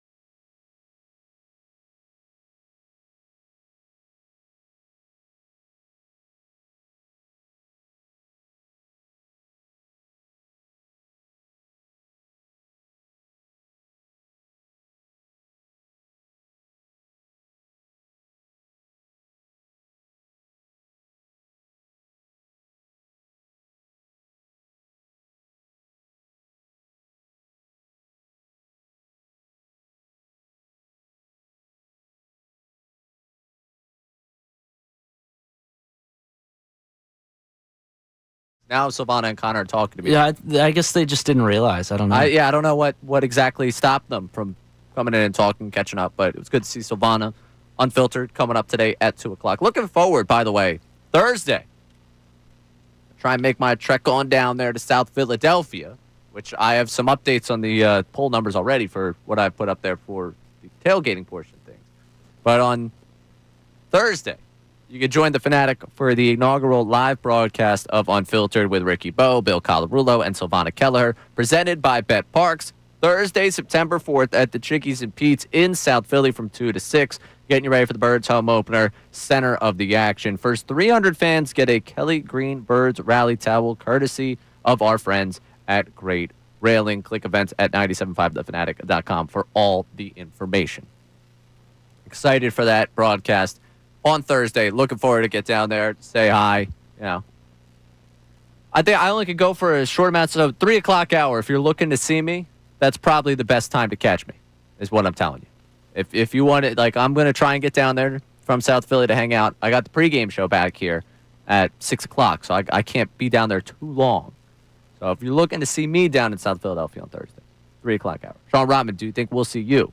I don't know, because I'm supposed to pick up the car from the mechanic, so I don't know if I'll have time to get what a down fun there. Thursday you got lined up. Yeah, I'll be here with you and then run. Oh, God, yeah, that is a go get- terrible Thursday. You're going to be here with me and then you got to go to the I mechanic? know, thankfully, I believe Amy's here, thankfully for my sake. And then I got to go get the car, and then I got to come back for post-game. But I got to make sure I get there in time to pick up the car before they close. Yeah, that would be brutal. But you know what's not going to be brutal? The Rodman Report. Let's get to it. What do you got today for me? The Rodman Report. All right. I love the produced open. Can I say that? Yeah, this is my first time playing, and I'm going to have to say Matt Menard did a great job on this. Yeah, all right. What do you got for me today? All right, well, let's go to the Phils today. And I think that one thing that I wanted to bring up to you, and something we touched on slightly and very briefly earlier in the show, but Ryan Kerkering has struggled, you could say, over the last week, definitely. If you go back and look at his numbers, is it becoming enough of a concern that do you float him and David Robertson into different aspects of that role then? Because if you look at Kerkering's splits, over the last week he's got a 9.00 ERA.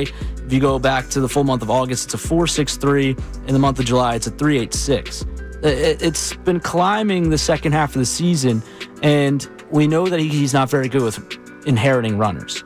But to me, is it time to start having that conversation of wondering, do you flip his order and Robertson's order in the bullpen right now for that right-handed reliever?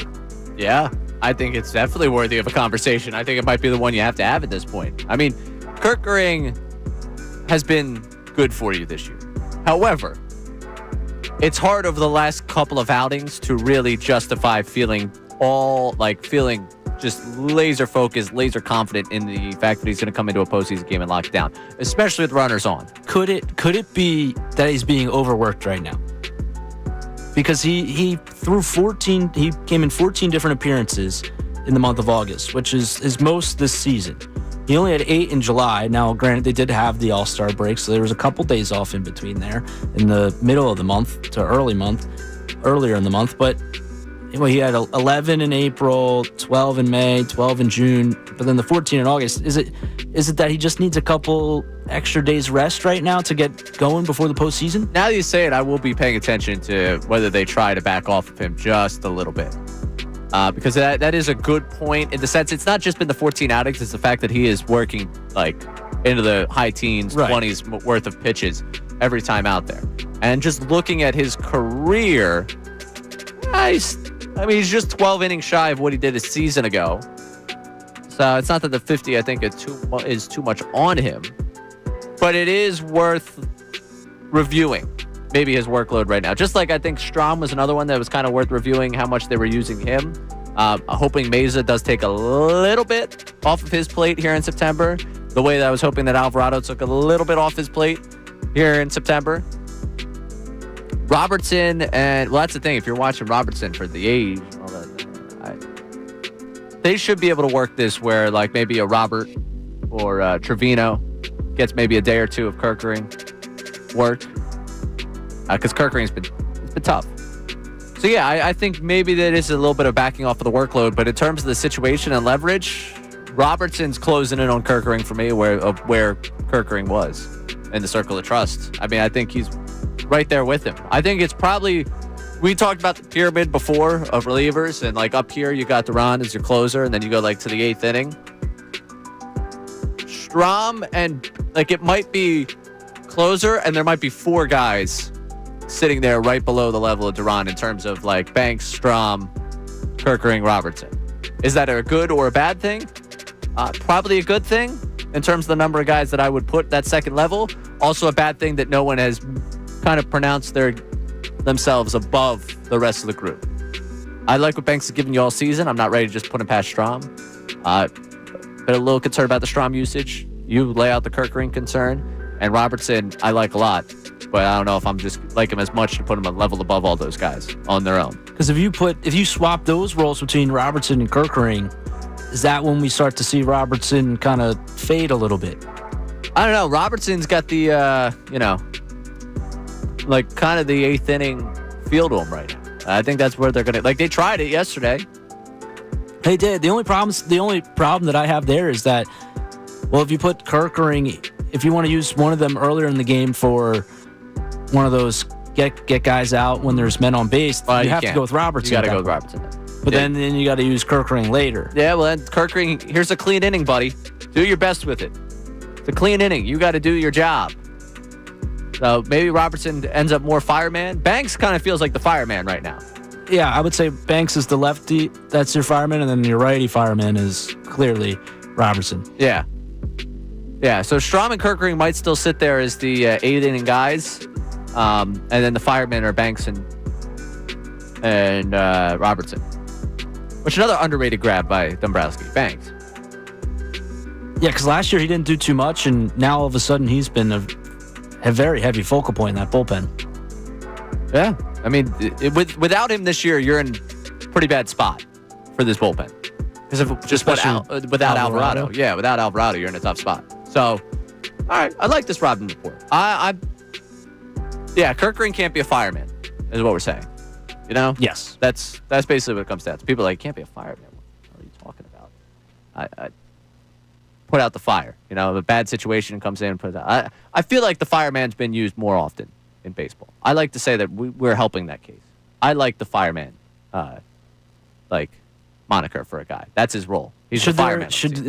Duran's got his walkout music. Should there be graphics for a fireman? It's the exact opposite. You see the flames at first, and then it's just a cartoon character putting out the flames. That's this guy coming into the game. Yeah. Is that even going to be allowed to do that in a non-9th inning situation? No. You get one sick entrance per team. Duran's got it on lock. All right, everyone else. Did we just give an idea to some other ball club? Also, was it Lil Wayne? Lil Wayne with the fireman. That's his song, right? I believe it is. I mean, this is tough listening for me here, right? Because I know that.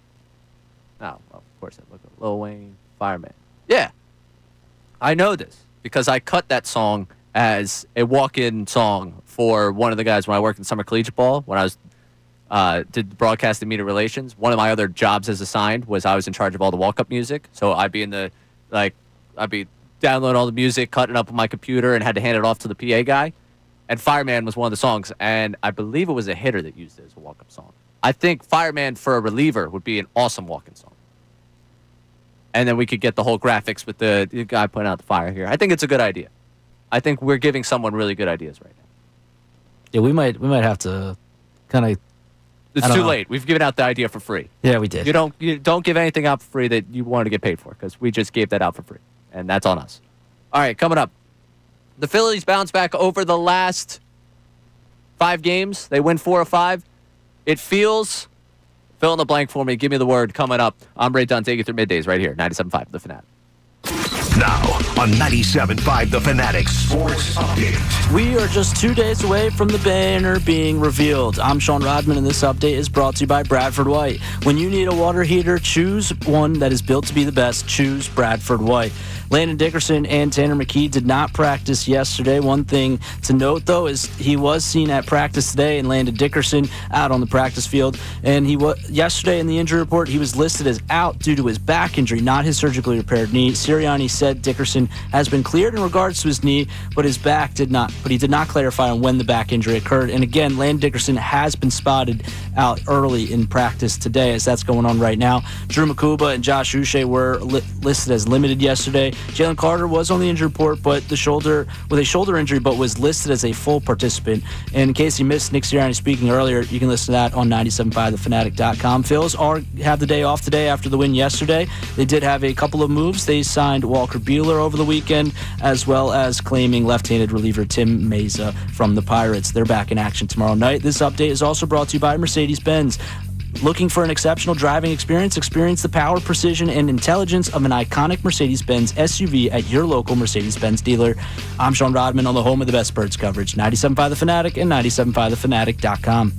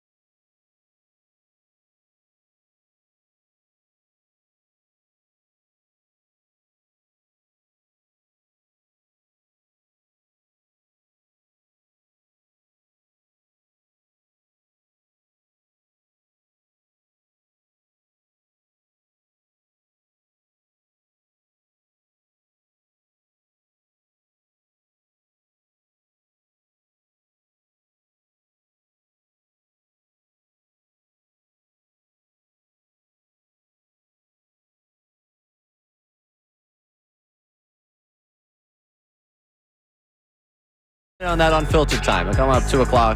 Now Silvana shows up once. Now she's showing up every break. Where she's like, listen, the promo runs. Your show's talked about plenty. You get your time at 2 o'clock. All right, the one break was enough. Now multiple breaks in a row. Get out of our hair over here. All right, Sean and I are trying to do a program over here. I'm Ray Dunn. He's Sean Rodman. Let's get to the text line here because we got some people chiming in on something we got into earlier. The tailgate conversation, I imagine, would spur some people to voice their annoyances, their displeasures. What do we have on the text line about the fact that, if you missed it, the Eagles issued a travel advisory basically saying if you don't have tickets to the game, don't come down to the sports complex? Yeah, this is actually from one season ticket holder, Patrick in Long Swamp. He says, love that the Eagles put that statement out. As a season ticket holder and avid tailgater, the people that drive down just to get drunk in a parking lot have been making traffic horrible for years. It's been getting noticeably worse every year, especially for the Dallas games. Hope people actually take the advice. Okay. I don't know how many... Listen, this is just me speaking, so I can't really speak to it because I've lived in the city now for 7 years. And my experience of going down on game days to just tailgate has been strictly through SEPTA. Like, I don't drive down. Like, they're driving down just to get drunk at the tailgates. Like, I don't drive down to tailgate. I will only take public transit if I'm going down to tailgate for a game. And spoiler, since I've been working here, I get like 1 or 2 tailgates, maybe, a season. This year, I probably will get down to maybe 1, if I'm lucky.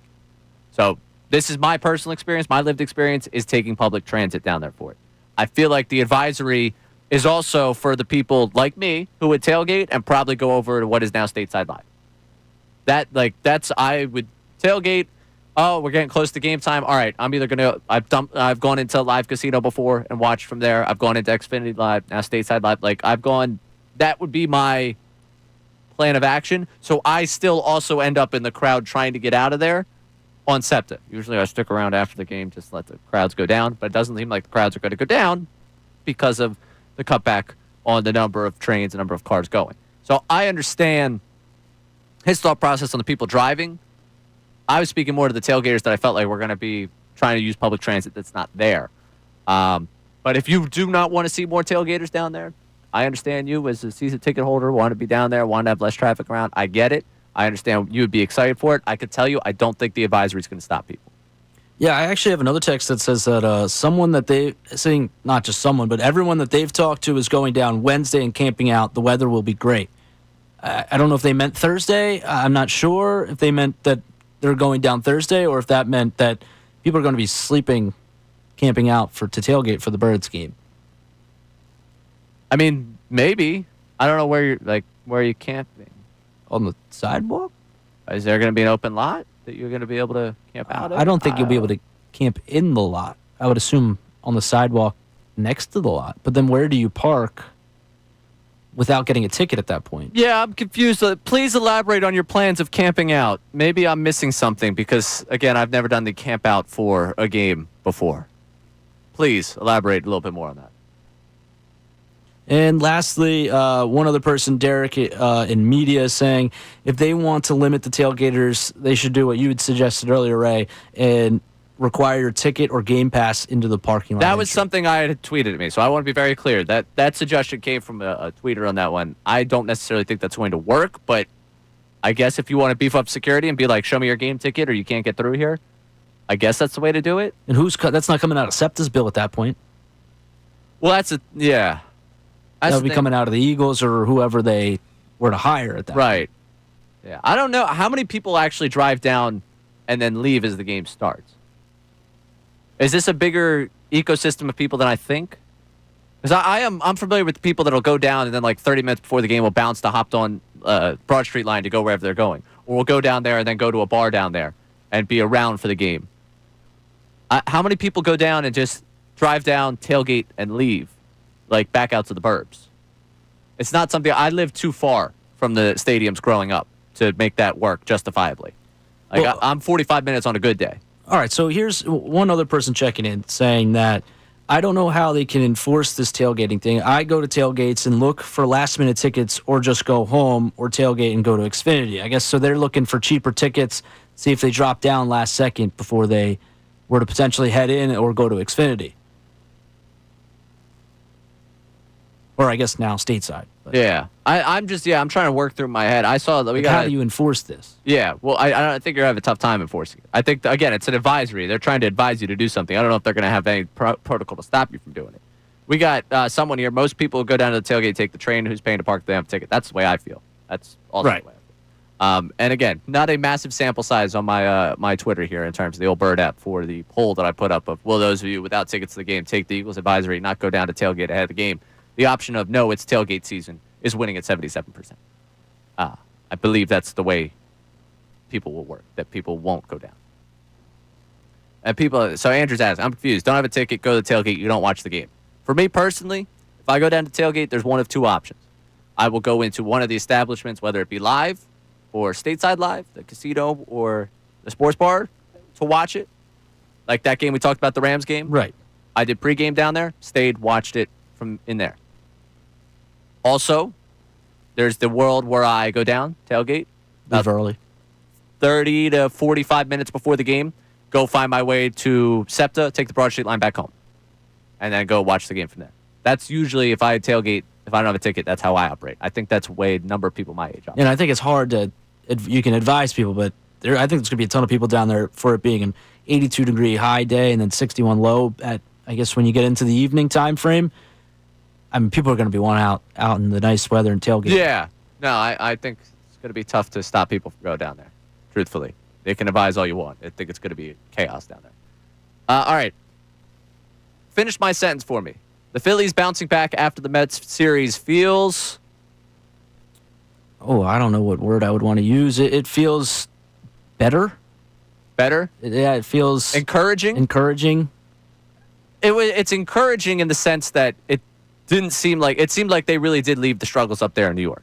They came back, they bashed on the Braves, then the first night, and then they were able to take care of business and take 2 or 3 the rest of the way in that series, where they kind of got their frustrations out Thursday night and then took it. Encouraging is the word I would use. The win over the Brewers yesterday was probably the win of the season. I enjoyed it tremendously. I felt encouraged by it. I can't say it makes me feel totally better. I don't know if I feel like, I think in the moment I'm feeling better because I'm enjoying watching Phillies baseball, but in terms of the overall picture, better is probably too kind. It's encouraging to watch. I've enjoyed it, but I'm curious for you to finish that sentence. The Phillies bouncing back feels... Because I can't get all the way to better. I can't get all the way to, like, oh, yeah, I'm all good. I still have the thought of what I watched for those 3 nights in my mind.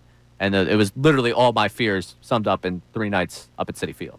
So I don't know if better is the word for me, but encouraging is probably the word for me. That it did not break this team's spirit that they got crushed up there in New York. No, it didn't crush their spirit, but you've seen them, mash the ball the first night. Then you see them battle a couple times. They did lose Sunday night in a way you don't want to see. But yesterday was, I think, the most encouraging to battle back from 4 runs down 2 separate times early in that ball game to giving up your lead and then being able to pull it out in the 9th inning too.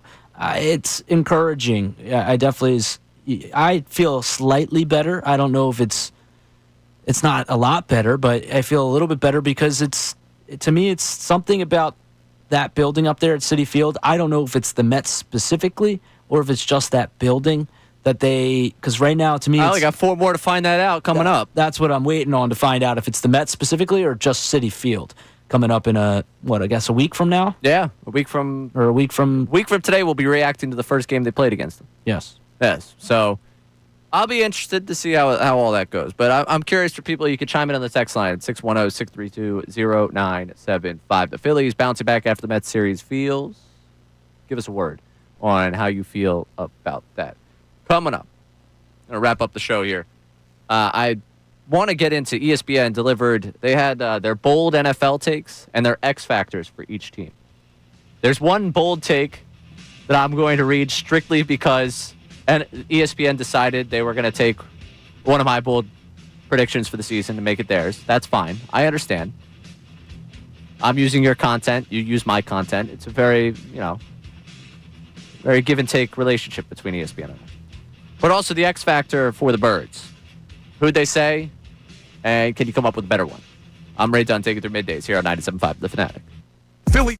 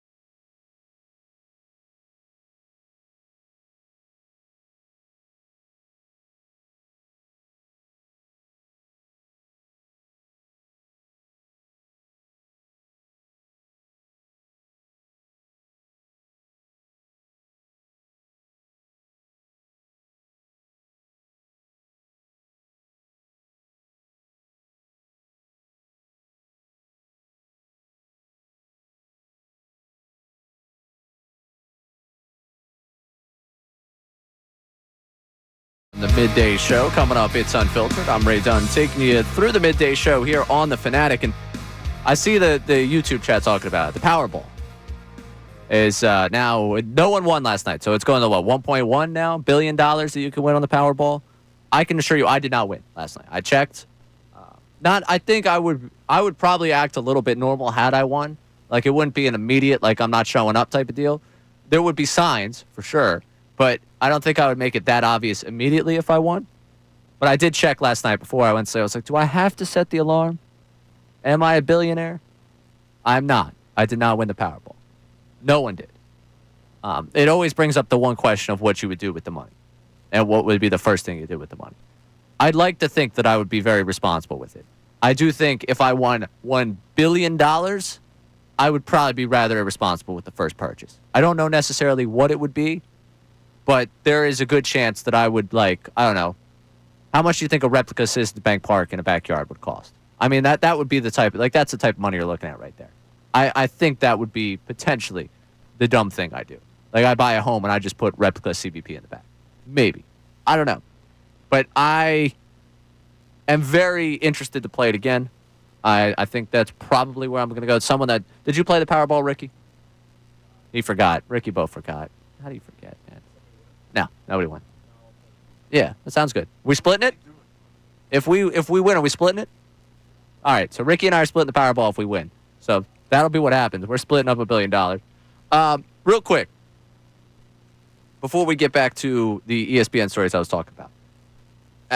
Never mind. We'll get to the ESPN story right now because I see Sean Robbins got a little bit going on back there. The ESPN went through the X factors for all 32 teams going into this season. They also went through their bold takes. Their bold take that they took from me is Jordan Love get MVP love. That was their bold take for the season. I'm not kidding. That was ESPN went with that. Jordan Love is an MVP finalist. I didn't write that.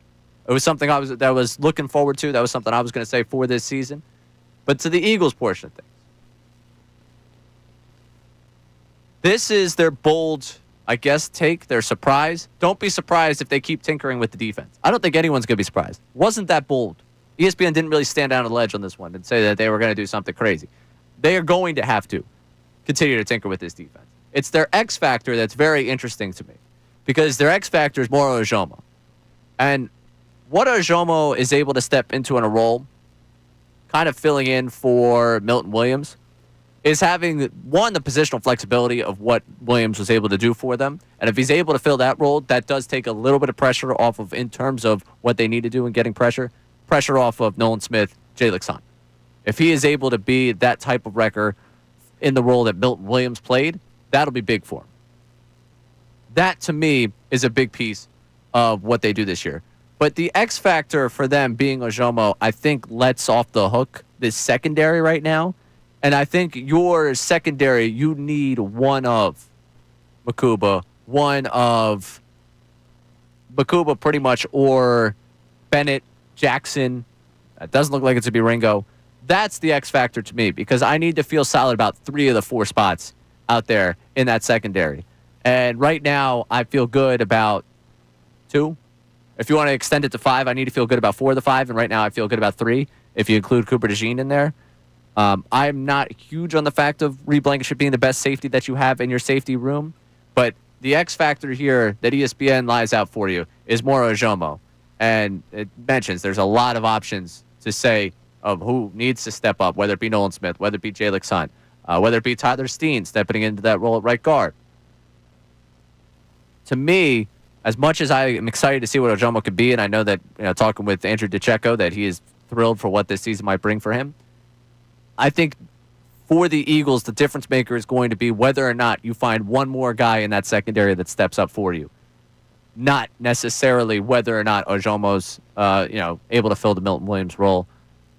You could go with Nolan Smith and Jalen Son maybe as your X factors because that takes a little bit of pressure off the secondary. But for me, I would love to feel good about one of the 2 as safety and corner. And going back to today, when we listen to Nick Sirianni speak, and you're listening to Sirianni basically laugh at the idea that he's going to give you his starters, the fact that it is still a question who's going to start that secondary makes it very, very concerning for me in the matchup with the Cowboys in what the receivers could do to you.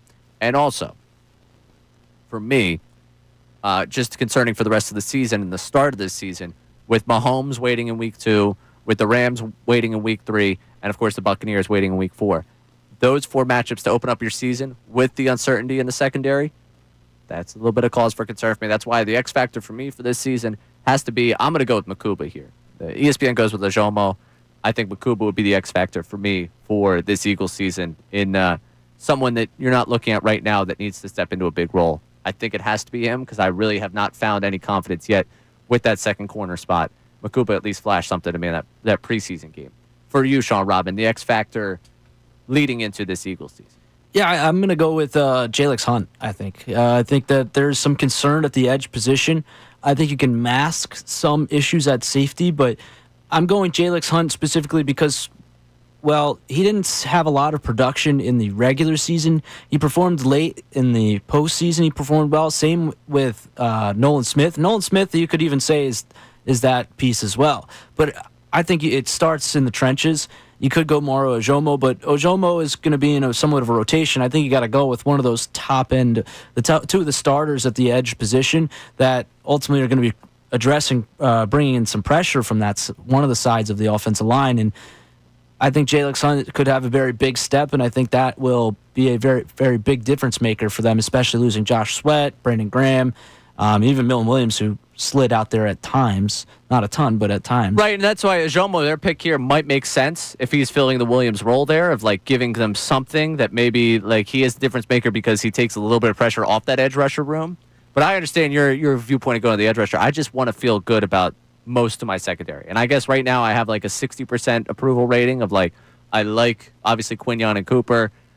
I'm good with Reed Blankenship out there. And then it's, all right, what else do I have?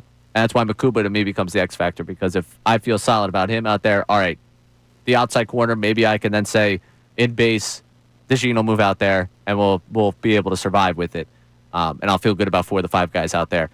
When I'm still debating who's the starting safety and the starting second corner are going to be, that leaves me a little uneasy. Also goes back to my biggest obstacle for them to repeat of I just don't know if you could fill as many holes defensively as you did in 1 year last year, again this year. I would even argue that you could say where I'm going with Jalix Hunt is like, will he have, I mean, I think he has a good season. Well, does that mean 6.5 sacks and a ton of pressures? Does that mean 8.5 sacks? Does he get to double digits? And the same could be argued for Nolan Smith. It's just, where's that sack number going to come from, and who's going to be the leading sack holder for the Eagles this upcoming season? Because when they've had success, not just last year, but every year, it comes when they get pressure on the quarterback. So, yeah, when they have their best games last year, they got pressure on the quarterback. Right. By and large, as a group last year, they're pretty mediocre in terms of getting pressure. Yes. I would say, like, 2022, their success was built from the pressure up front, and that allowed the corners in the back to have the seasons they did, and the secondary to have the season they did. Last year, I felt like it was more the secondary that allowed the front 4 to have the year they did. And we have those concerns right now with the secondary. So that front 7, front 4, whatever you want to put there and describe it as, you need pressure. And I think that will ultimately help some of the concerns in the secondary, whether it be safety or a corner. All right. So from that to our tailgate conversation today, because I see we got an update on the text board on that guy that's going to show up Wednesday to the Eagles game. Yeah, it was a mistype. He said he meant Thursday morning. Got it. So, yeah, I guess you could camp out there. Like, the people that camp out, I'm not necessarily, with all due respect to you, I appreciate you listening. Thank you for being us being your home for Birds Talk. I'm not as concerned about you getting there, the ones that are camping out. I'm concerned about you leaving at some point. I'm also concerned about the people that are, like, working until 4, getting down there at a reasonable hour, or those that are working until 5, getting down there at a reasonable hour. And then the exit for everyone. The exit's going to be messy, man. Like, a part of me wanted to go. I'm debating as a human being my entire like Eagles game day routine here. Like, doing pregame, I have the ability to go watch this game with friends. I almost don't want to rely on Broad Street getting me anywhere on Thursday night, which is something I would never say in a previous life. That's why I'm looking at this. This also affects me personally, and I think that's why I'm so fascinated by it. I want to get back to the poll numbers here, because I want to see if we're still people basically saying, yeah, to hell with the advisory. And it's, yeah, pretty much that. About 3 and 4 people are saying, I'm good. You can have your advisory. I'm still going down the tailgate. It's concerning. Concerning for the number of people down there. While we're talking sports complex, I got to see a new ballpark over the weekend. It was out in Cincinnati. You hadn't been there. I had not been to Great American Ballpark. I was walking around in a Phillies shirt.